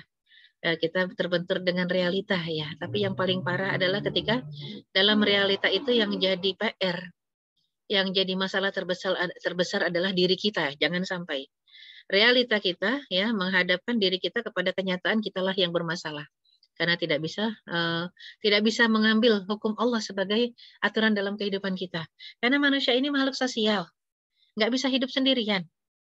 Banyak orang yang egois kalau sudah bahagia dengan keluarganya ini, sudah kita pindah aja yuk ke gunung, nggak usah kenal sama orang lain gitu ya.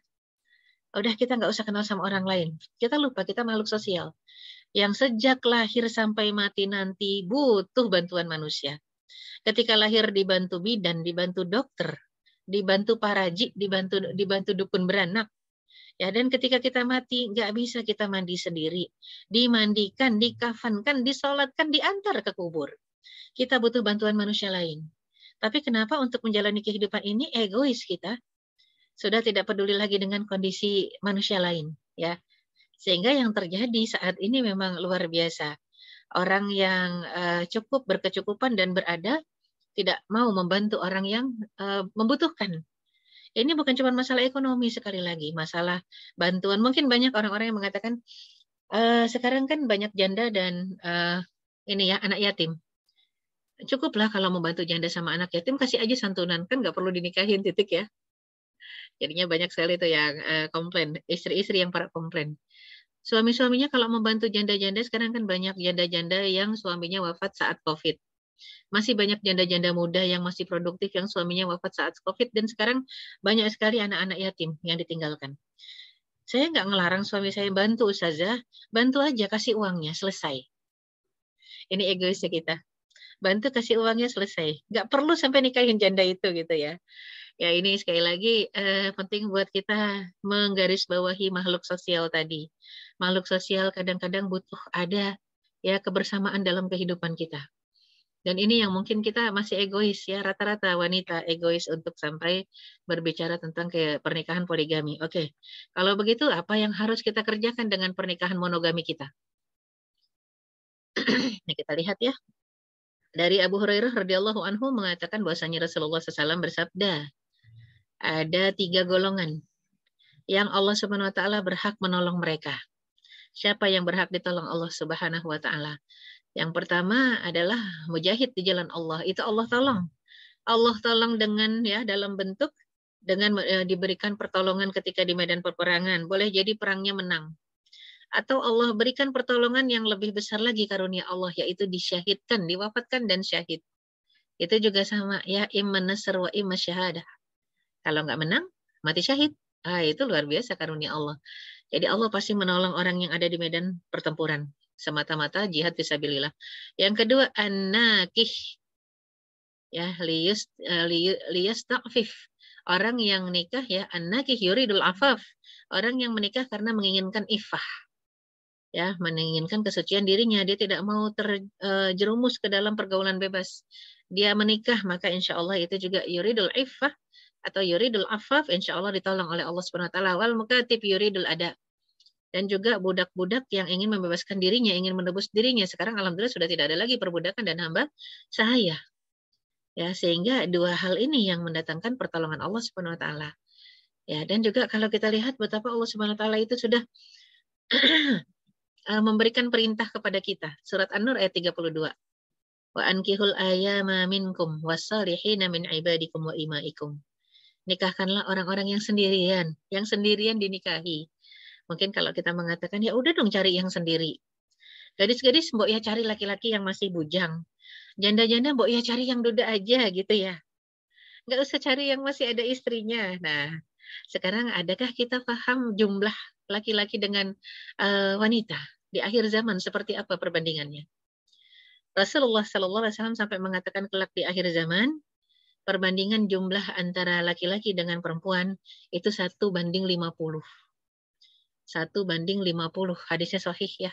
1:50. Bahkan seandainya ketika disebut 1:50 saja, itu ada semua laki-laki sudah misalnya poligami 4 istri, itu masih ada yang tidak bersuami. Apalagi kalau memang semuanya monogami gitu ya. Dan ingat poligami itu bukan syariat Islam saja ya. Syariat-syariat terdahulu itu melaksanakan poligami sampai detik ini. Sampai ke detik ini ya. Jadi kalau kita bicara layangan putus ini kita bicara akidah sebenarnya.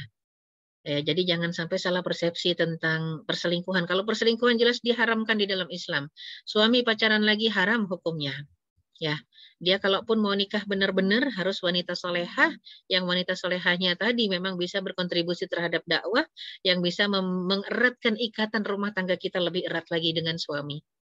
Berarti kan syaratnya berat. Dan kenalnya boleh jadi istri yang mengenalkan, bukan dia kenal sendirian di jalanan. Ya itu pun kalau kita bicara pernikahan. Tapi ini suaminya selingkuh pacaran dengan sekretaris misalnya di kantornya. Itulah satu kelemahan kita. Bukan cuma kelemahan istri, maksudnya kelemahan kita sebagai manusia. Suaminya lemah. Padahal Rasulullah SAW sudah mengatakan jika kamu keluar rumah dan melihat seorang wanita di jalan, dan kamu tertarik kepada wanita tadi, maka segeralah pulang. Segeralah pulang. Kembali jumpai istrimu. Ya, kenapa segera pulang kembali menjumpai istri? Karena yang kamu lihat di jalan tadi yang ada pada wanita itu ada pada istrimu. Jadi beda ya ketika wanita memandang pria. Wanita memandang pria itu tidak akan sampai seperti laki-laki memandang wanita. Kalau laki-laki memandang wanita, kalau dia sudah tertarik, maka yang nomor 1 dia tertarik itu terpikat adalah hubungan badan. Tapi kalau perempuan memandang laki-laki tidak seperti itu. Perempuan memandang laki-laki mungkin akan tertarik dengan solehnya, tertarik dengan adabnya, tertarik dengan budinya. Tapi kalau laki-laki memandang perempuan tidak seperti itu. Itu Islam yang menggambarkan seperti itu. Dan memang benar Allah yang menciptakan manusia sudah memberikan kita koridor. Makanya kenapa wanita harus ditutup. Ditutup pun masih mendatangkan fitnah. Karena yang disebut sebaik-baik perhiasan dunia, khairu mata'iha mar'atun salihah. Wanita ini perhiasan. Dan sebaik-baik perhiasan dunia adalah wanita yang solehah. Perhiasan itu nggak usah didandanin, sudah cantik.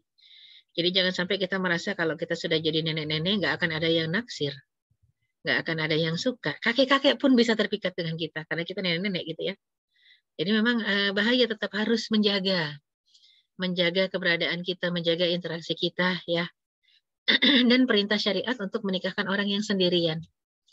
Cariin dulu deh yang sendiri dengan yang sendiri, oke. Entah itu bujang dengan gadis atau bujang dengan janda ya, ataupun gadis dengan duda atau gadis dengan bujang, carikan yang sendiri dulu. Kalau ternyata tidak ada bagaimana? Nah, ini dibutuhkan wanita-wanita solehah yang tidak egois. Yang sudah jadi istri mungkin menawarkan suaminya ya untuk mau ya, kemudian juga bertanggung jawab lebih dari satu. Mungkin jarang yang menawarkan, tapi saya rasa menawarkan itu lebih siap dan lebih mulia dibanding suami yang bertanya kepada istrinya, boleh nggak abang nikah lagi? Nah itu yang repot ya, kalau disebut begitu banyak istri yang baper, dikira karena kelemahan dirinya. Padahal saya tuh ambil pelajaran Masya Allah dari almarhum, Allah yarham, semoga Allah merahmatinya, mungkin Allah lebih sayang sehingga diambil cepat ya dari tengah-tengah kita. Almarhum Ustadz Arifin Ilham itu selalu memuji-muji istri pertamanya. Dia mengatakan, ini permaisuri saya, ini bidadari saya menikah lagi bukan karena ada kekurangan dari dirinya, tapi karena almarhum mau menolong seorang yatim. Dan yang satu lagi almarhum mau menolong seorang janda. Ya, jadi memang bukan karena ada kekurangan.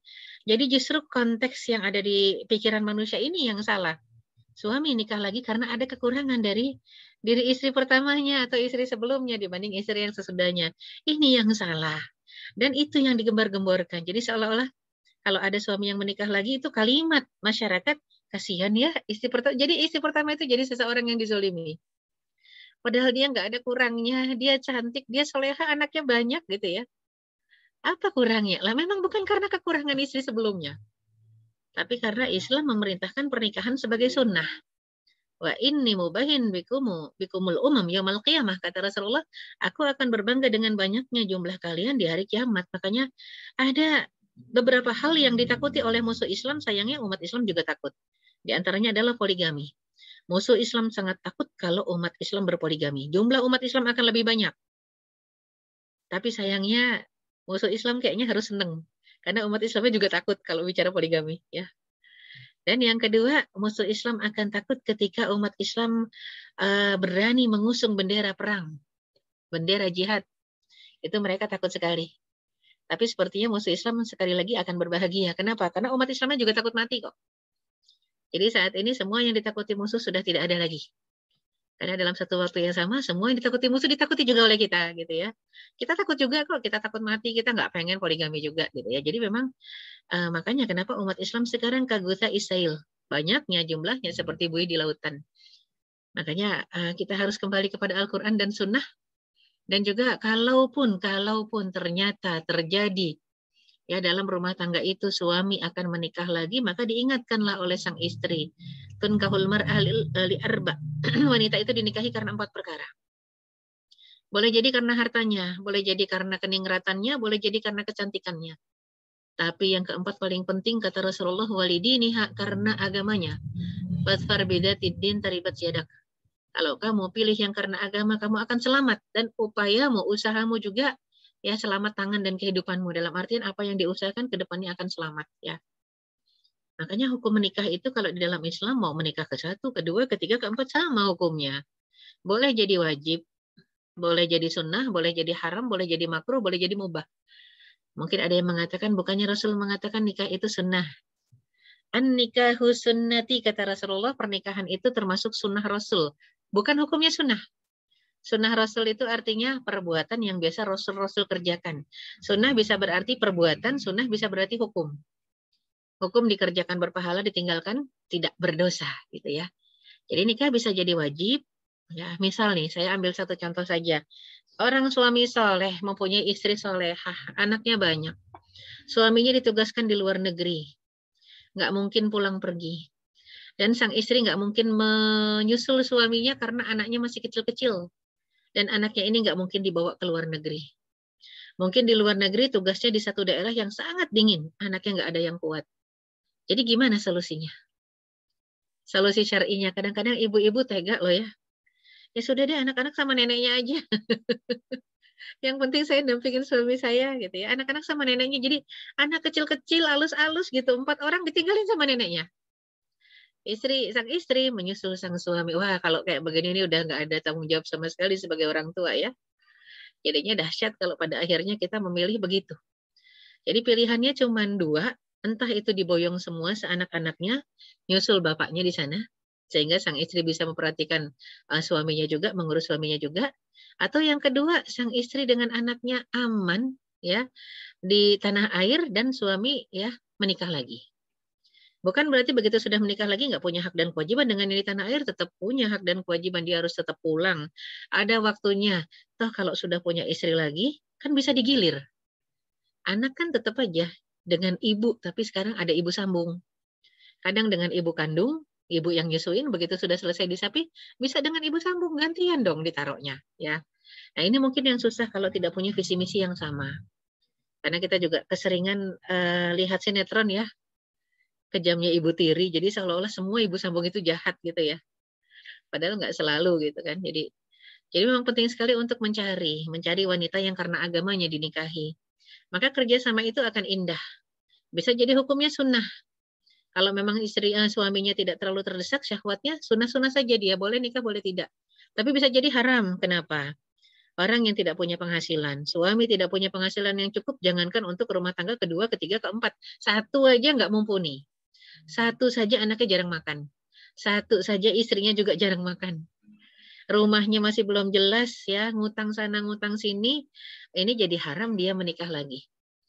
Ya, ditambah lagi kalau kita bicara tentang haram berarti kebutuhan, bukan hanya kebutuhan lahir yang tidak terpenuhi. Boleh jadi lahir batin tidak terpenuhi. Karena boleh jadi orang yang sudah fakir, miskin, kemudian mohon maaf impoten. Lemah syahwat, ini haram untuk menikah lagi. 1 saja. Ya boleh jadi ketika dia menikah dengan istri pertama dia masih normal, tiba-tiba terserang sakit, terserang penyakit, dan akhirnya sudah tidak bisa lagi memberikan nafkah batin kepada istri pertamanya. Ya jadi impoten, kemudian juga terlilit hutang, oh ini jangan harapkan menikah lagi jadi solusi. Atau makruh salah satu ya dari hak dan kewajiban memberikan nafkah tidak terpenuhi. Sebagai contoh, dia mungkin kaya raya tapi tidak bisa memberikan keturunan. Lemah syahwat. Tiba-tiba berjumpa dengan seorang wanita. Ini misalnya kita bicara gadis dengan bujang atau janda dengan duda. Bertemulah dengan seorang wanita yang sama-sama lemah syahwat. Frigid. Tapi ternyata klik ketika ngobrol. Boleh nggak nikah? Boleh. Yang tadinya makruh, kalau dia berjumpa dengan wanita sehat, status menikahnya jadi makruh, tapi karena wanitanya juga bisa menerima kelemahannya karena sama-sama lemah, maka status pernikahannya tidak makruh lagi, bisa jadi sunnah. Luar biasa itu pernikahan, hukumnya bisa berubah. Tergantung dari siapa yang menjalani dan keikhlasan yang menjalani. Jadi mubah ya, kalau mubah itu tidak ada dorongan apapun juga. Boleh nikah, boleh tidak. Kalau ternyata kehidupannya easy going ya, dia masih seorang diri, nafkahnya ya gitu-gitu aja, pas-pasan aja ya, dan dia tidak terangsang dengan syahwat.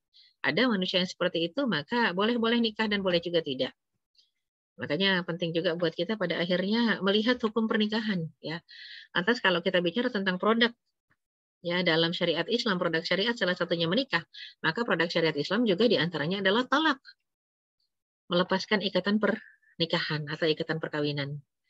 Dan talak adalah solusi terakhir ibarat amputasi bagi tubuh yang telah membusuk.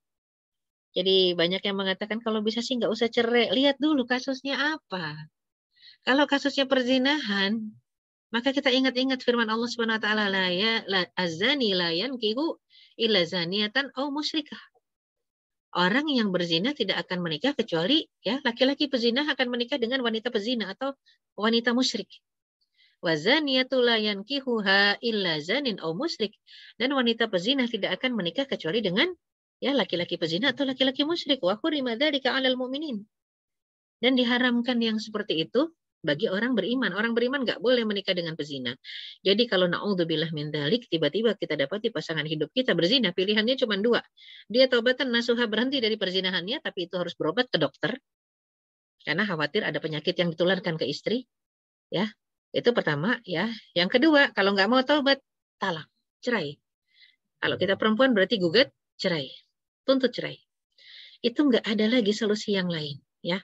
Jangan sampai, aduh kasihan kalau saya cerai, anak-anak nggak punya ayah. Siapa bilang nggak punya ayah? Yang ada itu istilah mantan istri dan mantan suami, bukan mantan ayah. Nggak ada istilah mantan ayah, mantan anak, itu nggak ada.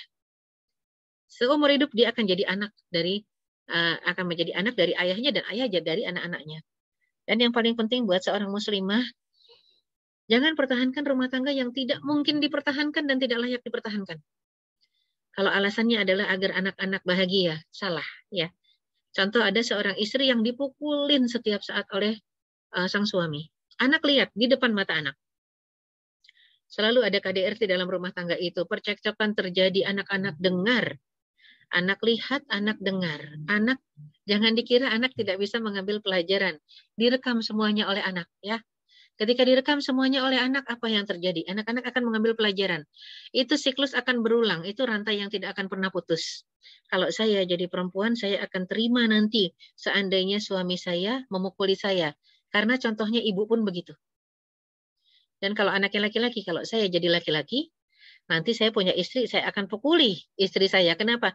Ibu pun tidak bela diri, ya, ayah juga memukuli istrinya, dan ibu bertahan. Nah, ini yang paling bahaya yang akan ditiru anak itu. Bukan ibu bersabar, anak itu bukan akan meniru kesabarannya, tapi anak akan meniru yang buruknya. Ya, oh kalau gitu bertahan dalam kezoliman itu boleh. Suami zolim kepada istri itu boleh. Istri nggak perlu menuntut kalau suami zolim, ya, maka itu aturan, dikira begitu oleh anak-anak. Makanya penting buat kita untuk menyampaikan dengan jelas, lugas kepada anak-anak, mohon maaf, Bapak Ibu harus berpisah karena Bapak menzalimi Ibu, dan Allah tidak suka dengan kezaliman, dan kita harus berpisah dengan orang-orang yang zalim. Tapi itu tetap ayah Anda, itu tetap ayah kamu. Ayah kamu harus santun dengan orang tua kamu, doakan ayah kamu agar dapat hidayah. Jadi harusnya begitu yang ada. Sehingga anak-anak tahu mana hak, mana batil, dan bisa membedakan yang hak dan yang batil. Kita kadang-kadang mengira anak-anak itu selalu tidak bisa menangkap esensi. Ya, padahal alam bawah sadar anak itu menyerap semuanya ibarat spons. Kayak spons, ibarat spons, semua alam bawah sadarnya itu menyerap yang buruk-buruk. Ya, yang namanya spons itu menyerap apapun juga, tapi jarang menyerap yang baik, meninggalkan yang buruk. Rata-rata yang buruk malah diserap oleh anak-anak. Alam bawah sadarnya membenci tindakan kekerasan, ya, akan tetapi ternyata dalam realitanya dia mengaplikasikan itu. Ya, jadi mengaplikasikan lagi, mengulang lagi ceritanya. Dan ini yang tidak kita inginkan. Seorang anak laki-laki kalau benci terhadap ibunya, ya, ibunya ini kenapa sih dizolimin, diem aja, gitu ya. Dia ingin melindungi ibunya tapi nggak sanggup karena dia masih kecil. Pada akhirnya besok ketika dewasa, dia tidak akan suka terhadap lawan jenisnya. Dia akan lebih suka kepada laki-laki. Dia akan cari figur ayah yang baik. Dia akan tertarik dengan laki-laki. Ini yang repot, akhirnya jadi LGBT. Kalau seorang anak perempuan, ya, saking ingin melindungi ibunya, akhirnya dia cari yang perempuan juga.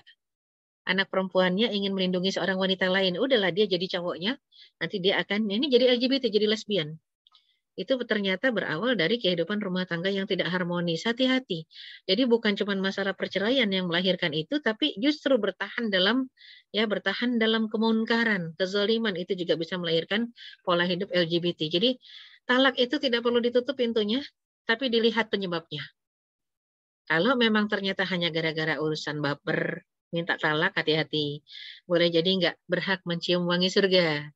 Ya, kemudian itu bicara baper atau bicara kayak sekarang tadi yang kita bicarakan di awal, penghasilan suami lebih sedikit dibanding istri, begitu aja minta talak, hati-hati. Ya itu tidak syar'i. Tapi kalau bicara tentang perbuatan zina, perbuatan fahisyah, maka meminta cerai itu syar'i, gitu ya. Dan kita bicara sedikit tentang hikmah poligami, tadi kan sempat kita bicarakan tentang poligami ya. Karena wanita dan laki-laki sama, dua-duanya makhluk sosial. Ketika disebut makhluk sosial, ya butuh bersama-sama ya. Kalau yang belum siap, harus dipersiapkan. Jadi jangan sampai kita mengatakan saya tahu itu syariat tapi saya tidak mau terima. Saya tahu itu syariat tapi saya belum siap. Lebih bagus bilang belum siap dibanding tidak mau terima. Ya, lebih bagus mengatakan saya belum siap Ustazah, ngerti hikmah poligami tapi saya nggak siap. Persiapkan, ya. Karena kita akan terjebak dalam satu kondisi ketika Dajjal datang, laki-laki perang, yang beriman akan berperang melawan Dajjal, maka jumlah laki-laki akan lebih sedikit karena banyak yang wafat. Ya, pada saat itulah maka syariat poligami baru akan terasa manfaatnya. Ya, mungkin sekarang belum terlalu terasa. Cuman yang terasa adalah orang-orang yang kurang iman akan menggoda suami-suami orang. Yang ada suami yang kurang iman menerima godaan tadi dan meninggalkan istrinya. Bukan menikah, tapi meninggalkan istrinya. Atau menikah lagi diam-diam dan meninggalkan istrinya. Ini karena kurangnya iman. Makanya perkuat keimanan suami istri. Harus diperkuat. Ini salah satu bukti kasih sayang Allah SWT membatasi 4 saja. Karena ketika Islam datang, rata-rata laki-laki itu istrinya 10, 20. Maka dibatasi 4 saja. Ya, dengan menikah, maka memperbanyak jumlah kuantitas umat Rasulullah dan menanggulangi jumlah wanita yang lebih banyak dari kaum pria. Ya, jadi hadis Rasul juga berbicara tentang 1:50 ciri-ciri hari kiamat ya. Dan juga melaksanakan perintah Allah Subhanahu wa taala untuk menikahi orang yang sendirian, gadis ataupun janda, dan mengatasi kemandulan pada wanita ya. Mungkin ada yang nanya, kalau yang mandul pria gampang. Udah diobatin, diupayakan si wanita sangat ingin anak, tapi yang mandul ternyata suaminya, kan boleh minta cerai. Itu jadi penyebab boleh minta cerai. Ya, cuman kadang-kadang ada yang nanya begini, Ustazah kenapa boleh poligami tapi nggak boleh poliandri? Gimana caranya saya nggak cerai deh? Ada, ini real kasus. Saya nggak pengen cerai dengan suami saya karena suaminya itu pembalap ya, pembalap. Jadinya kecelakaan mobil. Belum sempat punya anak, baru pengantin baru, kecelakaan dan dampak dari kecelakaan tidak bisa ejakulasi. Ya, jadinya mobilnya nabrak ketika balapan, nggak bisa ejakulasi. Itu suaminya mengizinkan istrinya, kamu jangan minta cerai dari saya ya. Saya persilahkan kamu nikah lagi. Aduh ya Allah, saya bilang ini muslim dengan muslimah seperti itu. Saya persilahkan kamu nikah lagi tapi jangan tinggalkan saya. Wah, bahaya. Saya bilang kenapa enggak bayi tabung aja. Diambil jadinya sperma suaminya, diambil juga sel telur istrinya, dibuahkan in vitro, di luar ditabung, masukkan lagi ya ke dalam rahim istrinya. Waktu itu istrinya mengatakan sudah nggak bisa suaminya jadinya. Saya bilang solusinya cuma cerai atau kalian adopsi anak. Adopsi anak lebih selamat, tapi adopsi tetap ada resiko ya. Karena yang diadopsi kan identiknya kalau nggak laki ya perempuan. Kalau udah dewasa nggak jadi mahram nanti dari salah seorang mereka. Ya, jadi itu satu gambaran betapa Islam mengatakan tidak ada poliandri. Kenapa? Karena hati wanita tidak bisa berbagi. Kalau laki-laki bisa berbagi, kalau wanita nggak bisa berbagi. Wanita itu hatinya hanya ke satu orang yang dia cintai karena ada kelebihannya. Yang repot dan wanita itulah yang bisa saling membandingkan itu wanita. Suka membandingkan ini dan itu. Kalau laki-laki nggak suka banding-bandingin. Makanya kalau laki-laki yang banyak bicara, laki-laki yang suka membandingkan itu kayak perempuan. Tapi kalau perempuan suka membandingkan, oleh karena itu dia nggak bisa punya punya suami lebih dari satu. Ya. Sebagian kaum pria ada yang hasrat seksnya berlebih dan tidak bisa disalurkan lewat satu istri. Menanggulangi kejahatan seks bebas dan mengatasi pelacuran di tengah masyarakat. Ya, di antara hikmahnya adalah tercapainya ibadah nisfuddin bagi yang melaksanakannya. Memenuhi salah satu tugas mulia sebagai khalifatullah fil ard, melestarikan jumlah manusia dan mengedepankan al-ithar wa yu'thiruna ya ala anfusihim walau kana bihim khassasah, mendahulukan saudaranya sesama muslim walaupun dirinya juga secara fitrah pasti nggak mau kalau ditinggal gitu ya. Ibarat kata kan bukan ditinggal, cuman ditinggalin sebentar ya. Banyak orang-orang yang kehidupannya berpoligami tapi memang karena mereka juga ridho ya, itu para istri mengatakan, alhamdulillah kalau saya sih katanya di poligami Ustazah, kenapa? Saya tuh jarum super, jarang di rumah, suka pergi. Ya, saya jarum super, kalau di rumah terus ngurusin suami 24 jam susah katanya. Alhamdulillah ketika ada si Ade gitu ya, bilang ke madunya, ada si Ade bisa ngurusin si abang ketika saya pergi, wah nyaman sekali. Dan itu kejadian ya, ada sahabat saya juga, seorang janda single parent, dilamar oleh orang Malaysia ya. Itu Masya Allah kakaknya, istri pertama yang orang Malaysia itu sangat baik sekali ya. Jadi ketika sang suami terjebak masa pandemi kemarin di Indonesia sampai, itu kan masa pandemi ada yang sampai 1,5 bulan kemarin nggak bisa kemana-mana kita. Itu sang kakak bilang itu alhamdulillah suaminya baru nikah itu. Jadi sahabat saya itu baru nikah. Si kakak tuh di Malaysia mengatakan, alhamdulillah dek, sekarang abang ada temennya di Indonesia. Tadinya saya khawatir kalau abang di Indonesia nggak ada yang ngurus.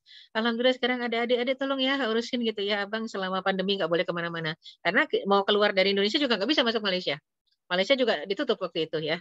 Jadi Masya Allah saya tuh lihat WA-nya saya yang nangis gitu ya.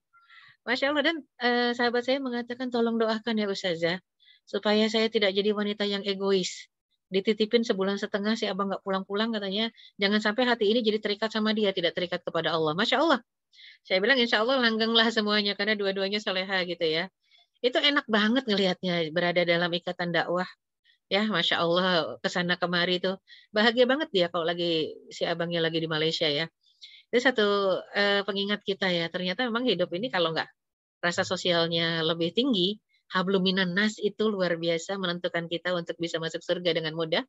Ya, maka habluminallah tidak semata-mata habluminallah yang bisa memasukkan kita. Illa bihabliminallah wa habliminan nas, dua-duanya. Ya, dua-duanya. Dan kalau kita bicara layang-layang yang lagi banyak putus ini, jelas habluminallahnya pasti tidak terjaga dan habluminan nasnya nggak ada itu. Dia tidak takut. Ya, tidak takut kepada siapa? Kepada Allah, bukan takut kepada istri ya.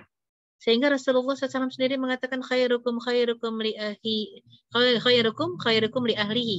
Dan satu hadis mengatakan khairukum li nisaihi. Ada dua hadis mirip. Sebaik-baik kalian kaum pria adalah yang paling baik terhadap keluarganya. Dan satu hadis lain lagi mengatakan yang paling baik terhadap istrinya.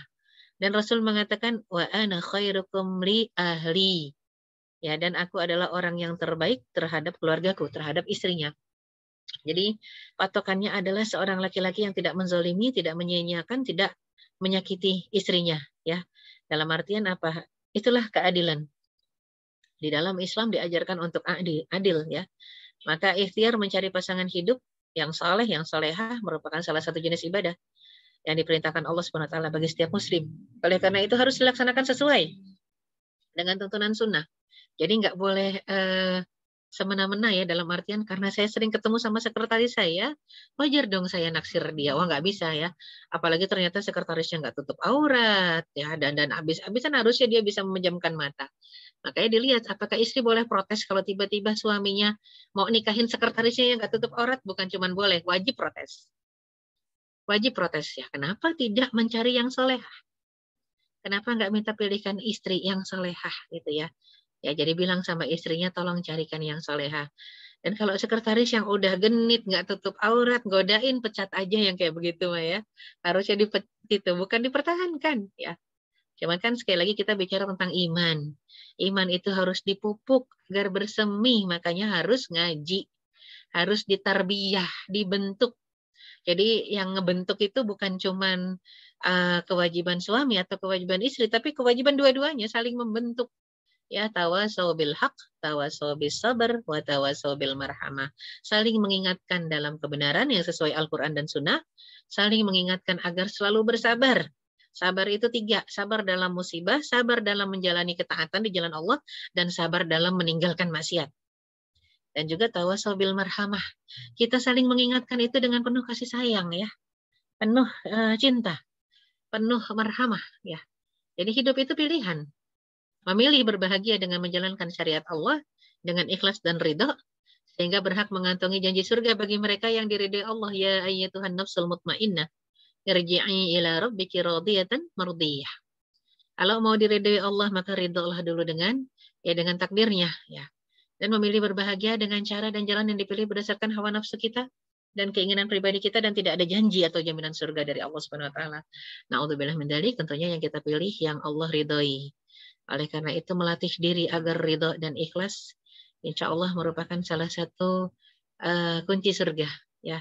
Semoga kita termasuk muslimah-muslimah yang selalu mau memperbaiki diri ya, memperbaiki diri dan juga ingin menuju ridho Allah Subhanahu wa taala.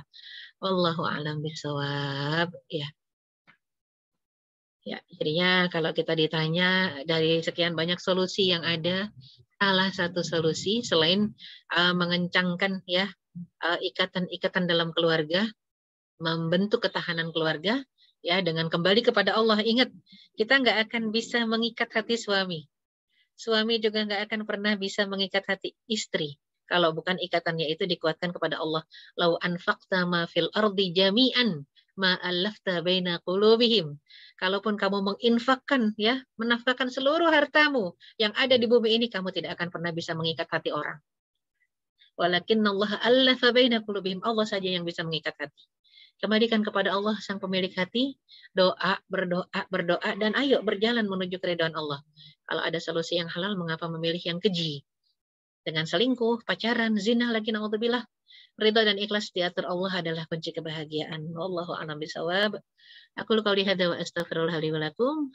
Saya kembalikan ke host. Ya, silakan. Ya, jazakillah khair Ustazah Erika Dewi.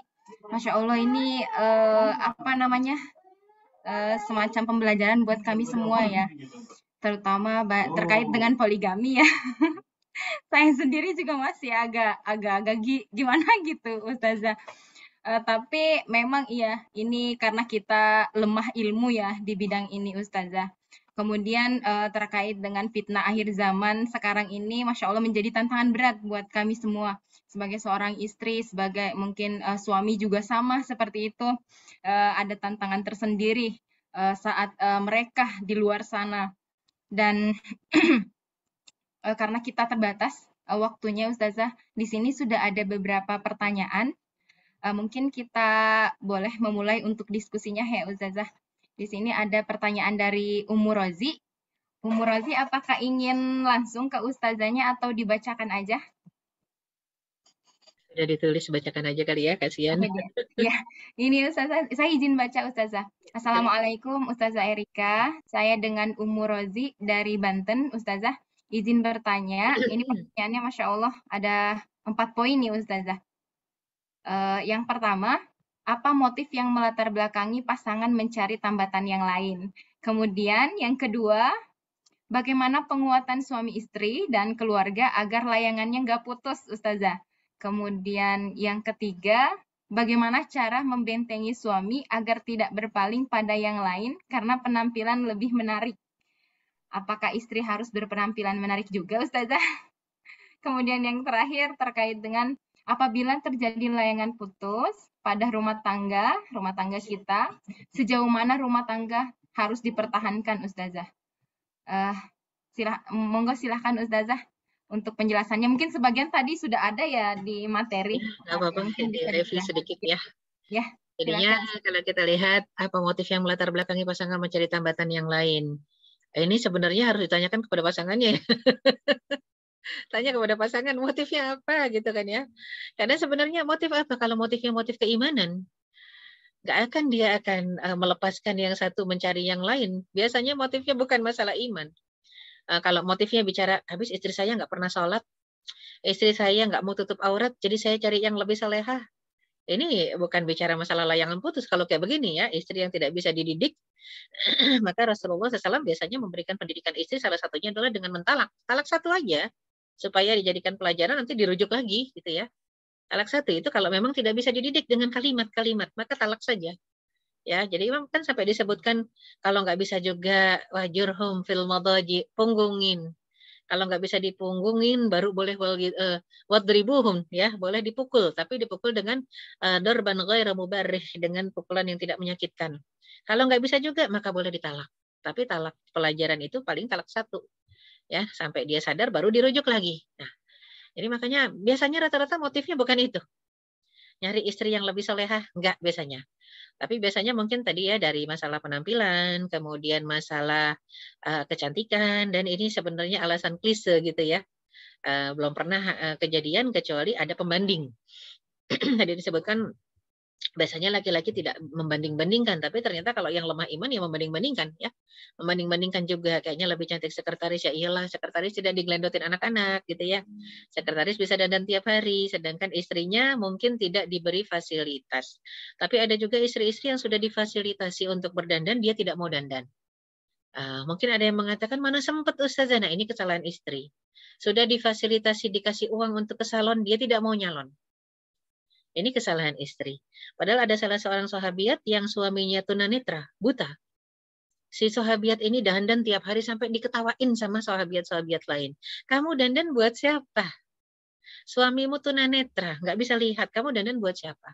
Tapi ternyata kata si sahabiat ini mengatakan, saya berdandan karena Allah memerintahkan istri berdandan untuk suaminya. Dan sebenarnya Allah juga memerintahkan seorang suami berdandan untuk istrinya. Kisah Abu Darda dengan Ummu Darda kan begitu. Suami diperintahkan dandan, istri pun diperintahkan dandan.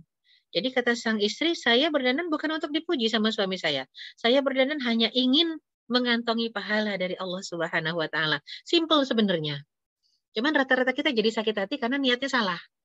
Dandan supaya dipuji cantik. Begitu nggak dipuji jadi sakit hati. Ya, jadi lurusin dulu niat dandannya. Ya. Pujian itu cuman bonus dari Allah Subhanahu wa taala. Dipuji suami bonus, dipuji mertua bonus, enggak dipuji tetap dapat pahala. Jadi kadang-kadang motif yang melatar belakangi pasangan mencari tambatan hati lain gitu ya, di luar rumah, itu biasanya karena penampilan. Masalahnya bukan cantik nggak cantik, tapi servis kadang-kadang. Servis di kasur, masalah penampilan. Jangan alasannya kalau didekati. Tadi kan Rasul sudah mengatakan, kalau di luar rumah kamu lihat ada perempuan lain selain istri mau menggoda, pulanglah ke rumah.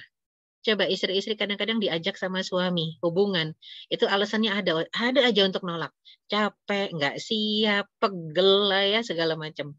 Jadi memang wajar kalau suaminya akhirnya melirik yang lain. Walaupun sangat tidak wajar sang suami ya berselingkuh dan berkhianat, apalagi sang suami berkhianat sampai terjadi hal-hal yang tidak diinginkan ya dalam syariat seperti pacaran atau zina. Bagaimana penguatan suami istri dan keluarga agar layangan nggak putus? Ngaji, dua-duanya harus ngaji. Dua-duanya harus punya pengajian, harus ditarbiyah dua-duanya, ada gurunya sehingga kalau ada masalah bisa dikonselingkan.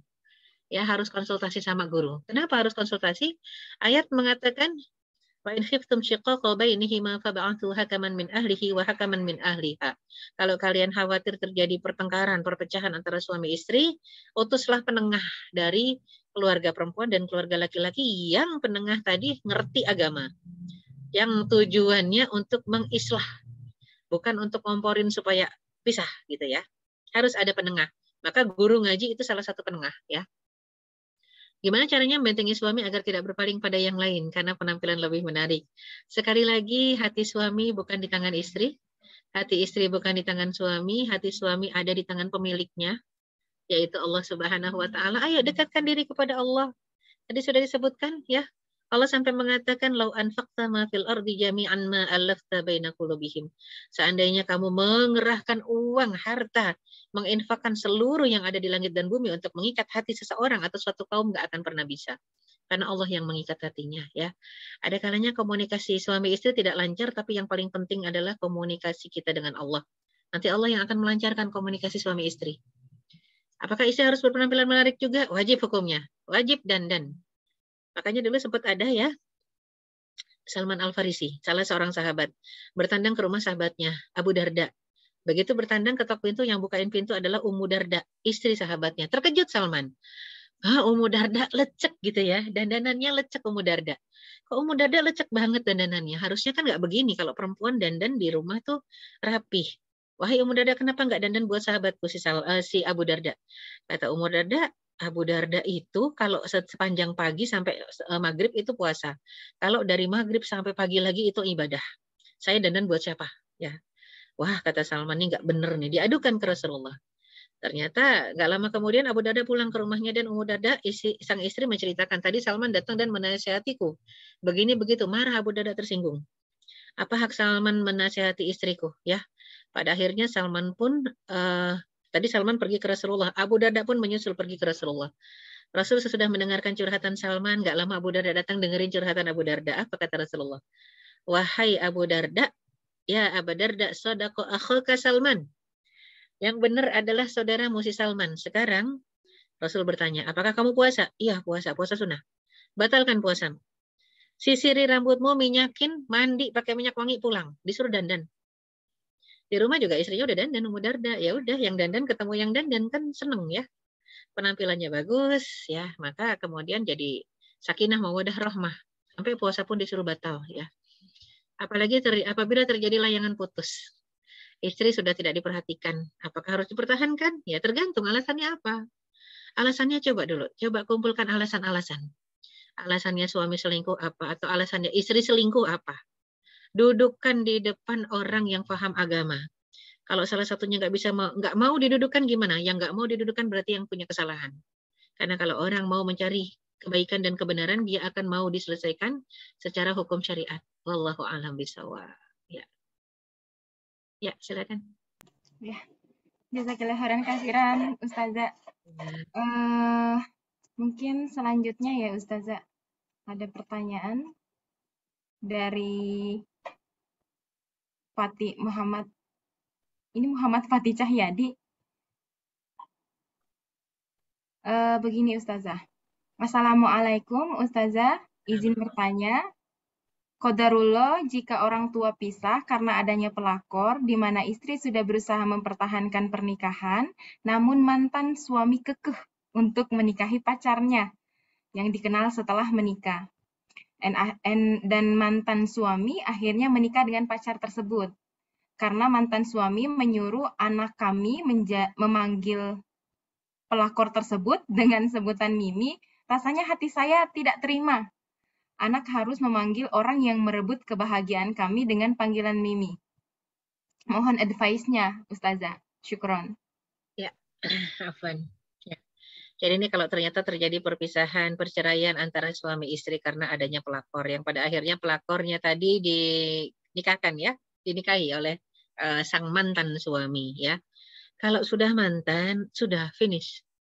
Selesai. Yang ada mantan suami dan mantan istri, nggak pernah ada mantan anak dan mantan orang tua ya. Biarkan anak jadi melihat ya betapa misalkan anak itu bisa belajar loh. Misalkan sang ayah sekarang sudah punya istri lagi dan sang ibu sudah punya suami lagi. Atau mungkin sang ibu ini belum punya suami lagi kali ya. Nanti kalau punya suami lagi, misalkan Allah takdirkan menikah lagi, silakan. Anak ajarkan manggil bapak sambungnya ini dengan panggilan apa yang kita suka. Mungkin abi, mungkin ayah, mungkin pipi, ya terserah gitu ya. Pokoknya ya panggilan-panggilan itu sudah hak di mereka yang berumah tangga. Kita sudah jadi mantan, finish, cut off, nggak ada hubungan lagi. Ya, hubungannya adalah kalau terjadi pelanggaran syariat. Tapi kan dulu pelanggaran syariat Ustazah, dia sebelum nikah itu pacaran dulu. Oke. Yang dulu ada timbangannya dan ada hisabnya di sisi Allah Subhanahu wa taala. Biarkan Allah mencatat dan nanti Allah yang akan menghisab. Kita bukan ahli hisab ya. Yang sekarang gimana? Yang sekarang hanya kita hadapi adalah didik anak-anak sesuai dengan Al-Quran dan Sunnah. Didik diri kita sesuai Al-Quran dan Sunnah. Dengan mantan kita, oke sekarang sudah bukan siapa-siapa lagi, tapi dia tetap ayah bagi anak-anak kita. Kalau mantan kita nggak bertanggung jawab, nggak ngasih nafkah buat anak-anaknya, ingatkan. Anak-anak adalah tanggung jawab dia untuk dinafkahi. Ya, tetap diingatkan saja. Tapi bicara masalah panggilan, ya mau panggil ibu, mau panggil siapa, Umi, Mimi, itu sudah hak seorang suami, ya kepada sang istrinya. Sekarang kan istrinya yang lain ya. Oke lah, mungkin sekarang mantan istri mengatakan, tapi sakit hati gitu ya. Kenapa? Karena orang itu tadinya merusak kebahagiaan. Yang sudah berlalu tidak akan pernah terhapuskan di sisi Allah Subhanahu wa taala, ada catatannya, maka biarkanlah itu menjadi tugasnya Raqib atau Atid yang mencatat itu, dan kita menjalani tugas kita sendiri sebagai hamba Allah Subhanahu wa taala. Obati ya luka-luka lama itu, obati dengan kedekatan kita kepada Allah Subhanahu wa taala. Tidak ada satu penyakit pun yang tidak bisa diobati. Kecuali karena kita kurang beriman kepada Allah, maka akan terasa terus sakitnya. Ya, jadi ingat saja kalau dulu yang sudah sakit masa lalu itu akan menjadi pelajaran buat kita dan itu ngapus dosa kita kalau kita ikhlas. Tapi kalau kita nggak ikhlas, khawatirnya nggak jadi ngapus dosa. Ya, jadi ikhlaskan, ridhakan yang sudah berlalu dan pasti ada catatan di sisi Allah. Itu Allah nggak pernah menzalimi hambanya. Biarkan kalau mereka tidak taubat, cuma sekedar menutupi dengan pernikahan, itu urusan mereka. Jadi sudah biarkan saja dan kita menjalani skenario hidup kita. Ya, dan kita pertanggungjawabkan itu di hadapan Allah Subhanahu wa taala. Ya, Allahu a'lam bishawab. Ya. Jazakallah khair Ustazah. Mungkin terakhir jika ada para ummahat yang ingin raise hand, boleh Ada yang bertanya raise langsung. Cuman saya nggak tahu siapa tadi. Ada yang raise hand. Oh, ada. Di saya, afwan Ustazah. Saya tadi nggak ngeh kalau ada yang raise hand. Oh, enggak. Nah, masih ada waktu sedikit. Jika memang ada yang ingin bertanya langsung ya kepada Ustazah Erika, boleh silakan raise hand mungkin yang terakhir dari saya mungkin Ustazah ya. Begini Ustazah, kalau sakit hati itu kan memang agak susah ya Ustazah. Untuk disembuhkannya itu butuh waktu dan kadang karena kita sudah terlena dengan ya udah butuh waktu hingga kan waktunya itu ternyata sudah lama gitu. Iya. Jadi sakit hati itu berkepanjangan. Nah, mungkin seperti ini Ustazah. Pertanyaan saya, bagaimana untuk berjuang gitu? Berjuang agar sakit hati itu perlahan-lahan berkurang, kemudian untuk mendekatkan diri kepada Allah, apalagi kita kan ikhlas itu juga naik turunnya Ustazah ya. Nah, apa yang bisa kita lakukan di awal dan bagaimana mempertahankan keikhlasan itu ketika dia drop dan bagaimana ini lagi apa namanya kembali lagi seperti Kembali ya. Iya. Ya, penting buat kita sadari asy-syafi huwallah. Yang maha menyembuhkan itu adalah Allah Subhanahu wa Ta'ala ya. Allah maha penyembuh. Maka mintalah kepada Sang Maha Penyembuh untuk memberikan kesembuhan bagi hati kita yang sakit. Ikhtiar kita di mana? Ikhtiar kita meminum obatnya. Ada tombok hati ya, obat hati. Itu hadis Rasulullah Sallallahu Alaihi Wasallam. Cuman masalahnya dijadikan nasyid oleh Mas Opik cuman 5 ya. Sebenarnya ada 6, bahkan ada 7 poin di beberapa hadis ya. Jadinya itu tombok hati itu hadis ya, hadis dari Rasulullah Sallallahu Alaihi Wasallam. Ya, nah itu Mbak Mazlin benar raise hand atau tidak? Mazlin Khairani ya. Nah, jadi kalau kita saya lihat, penutup aja kayak Ustazah. ya ketutup ya.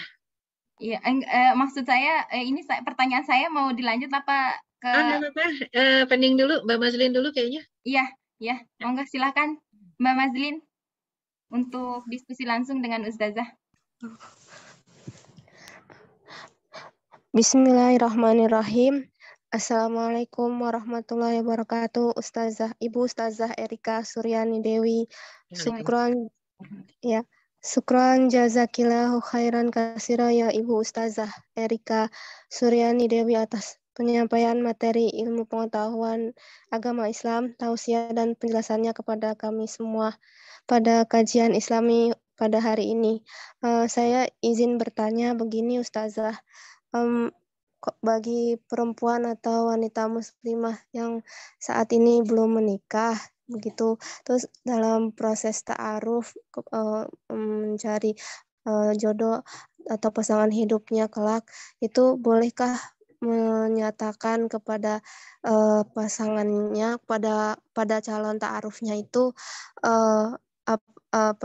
bolehkah ia menanyakan seperti ini, saya tidak ingin dipoligami gitu maksudnya. Kan tadi ada bahasan poligami. Saya tidak ingin dipoligami walaupun kondisinya sakit gitu.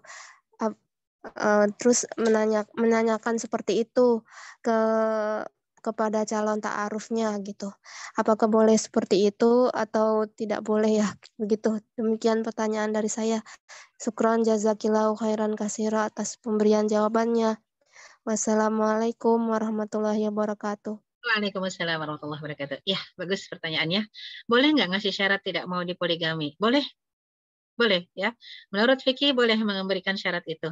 Ya, jadi tapi kalau nanti suami poligami juga gimana? Berarti konsekuensinya adalah cerai, dicerai, talak ya.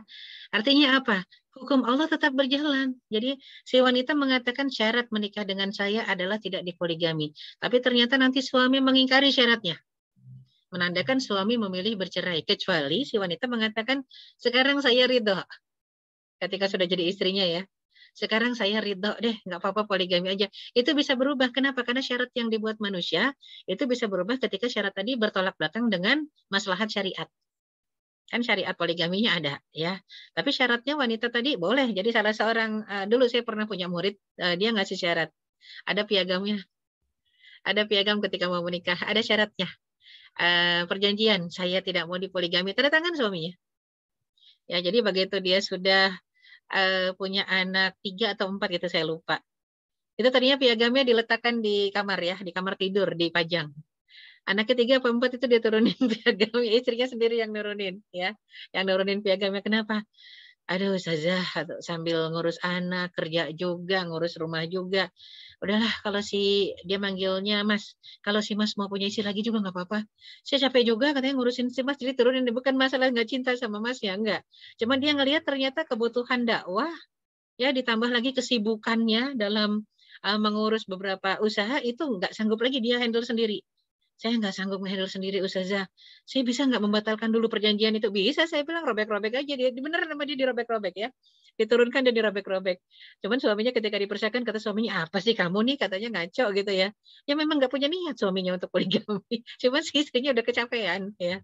Capek lah Mas, katanya udah punya anak juga. Dia hamil anak keempat waktu itu. Capek lah Mas ngurusin ini, ngurusin udahlah. Mas ini aja nikah lagi aja.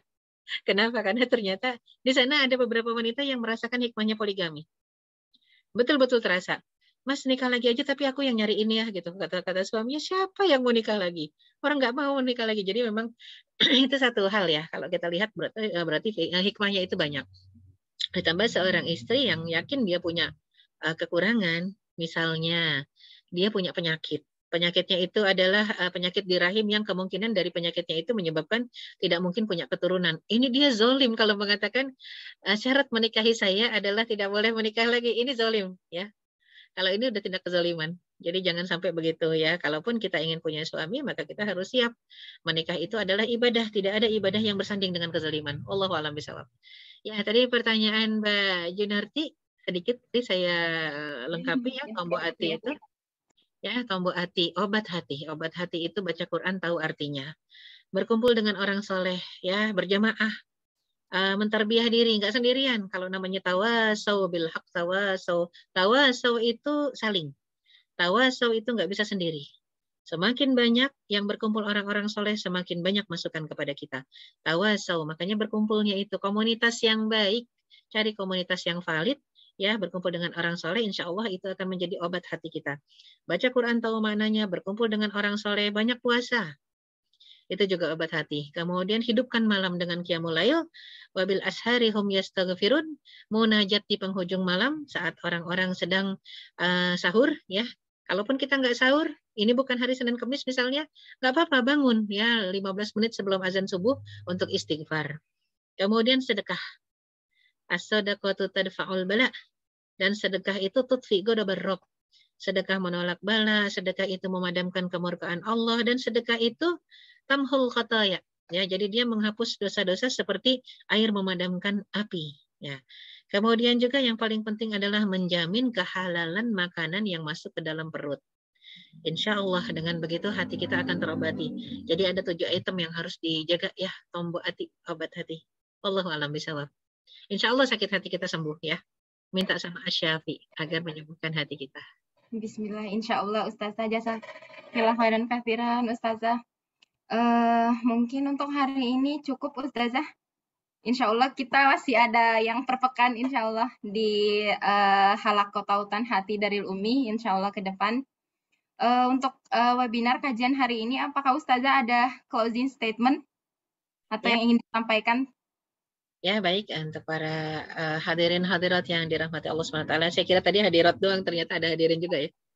Ada hadirin hadirat yang dirahmati Allah SWT. Semoga Allah SWT menjaga hati kita dan semoga kita diistiqomahkan. Dan semoga Allah memberikan kemudahan kita untuk ikhtiar agar istiqomah di jalan Allah. Yang paling penting adalah ketika hamba yang ingin istiqomah ini, yang paling berat memang wa man taba ma'aka. Ya, Rasulullah SAW sendiri mengatakan syayabatni hud wa akhawatuha. Jadi surat Hud itu ayat 112 ketika turun bikin Rasul makin banyak ubannya yang berbunyi fastaqim kama umirta wa man taba ma'aka. Istiqomahlah kamu di jalan Allah sebagaimana Allah perintahkan kamu dan bersama orang yang taubat. Kita nggak bisa istiqomah kalau nggak berteman dengan ahlu taubat, dan kita tidak bisa berteman dengan ahlu taubat kalau kita nggak berikhtiar dan berusaha untuk istiqomah. Allah a'lam bishawab, semoga Allah istiqomahkan kita ada dalam ketaatan dan bersama orang-orang yang taat dan ahlu taubat. Aku qauli hadza wa astaghfirullah li wa lakum wa la minkum wa billahi taufiq wal hidayah. Wassalamualaikum warahmatullahi wabarakatuh. Waalaikumsalam warahmatullahi wabarakatuh. Jazakillah khairan katsiran Ustazah Erika atas pemaparan materinya yang Masya Allah manfaatnya insya Allah akan terasa buat kami semua para peserta kajian hari ini.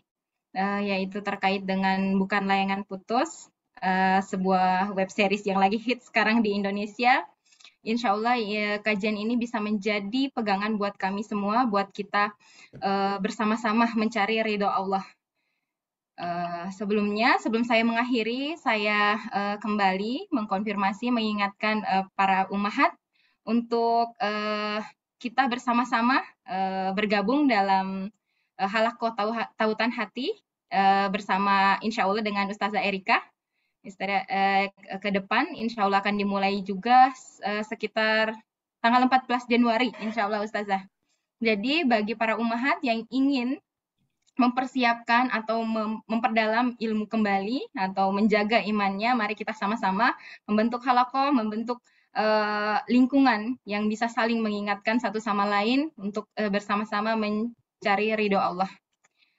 Sekian untuk kajian atau webinar hari ini. Saya ucapkan banyak terima kasih juga kepada para komunitas partner Daril Ummi, yaitu ada Al-Insyirah, kemudian pimpinan cabang istimewa Aisyah Malaysia, Madrasatun Nisa, Hijabers Mom, Community Indonesia, Baharu Foundation, dan Muslimah Yuk Belajar yang bersama-sama dengan kami menyelenggarakan acara ini. Dan terima kasih juga kepada Iqra Perspektif dan Visi Peradaban Foundation yang menjadi strategi partner kami. Oh ya, terakhir Ustazah saya lupa, foto bersama. Mungkin bisa dari Mbak Hikmah, foto bersamanya.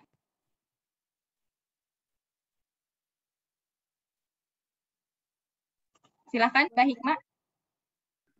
Boleh, yang belum on kamera bisa.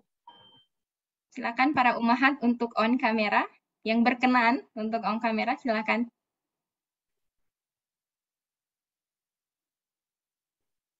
Ya. Yang saya hitung ya. Sudah siap.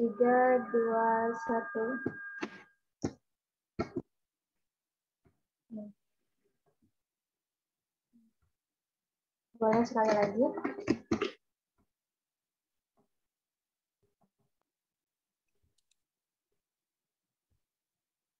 Tiga, 2, 1. Oke. Ya baik, terima kasih. Ya, jazakillah khair Mbak Hikmah. Baiklah, marilah kita bersama-sama membaca doa kafaratul majelis. Subhanallah wa bihamdika astaghfirullah wa asyhadu an la ilaha illa anta astaghfiruka wa atubu. Dan kita tutup bersama-sama dengan membaca hamdalah. Alhamdulillahirabbil alamin.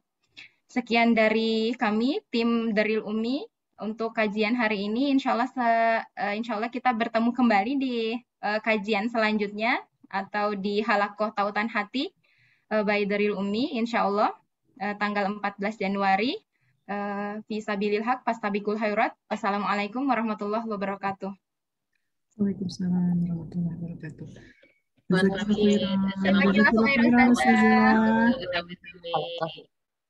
Kami itu sada jazakillah khair.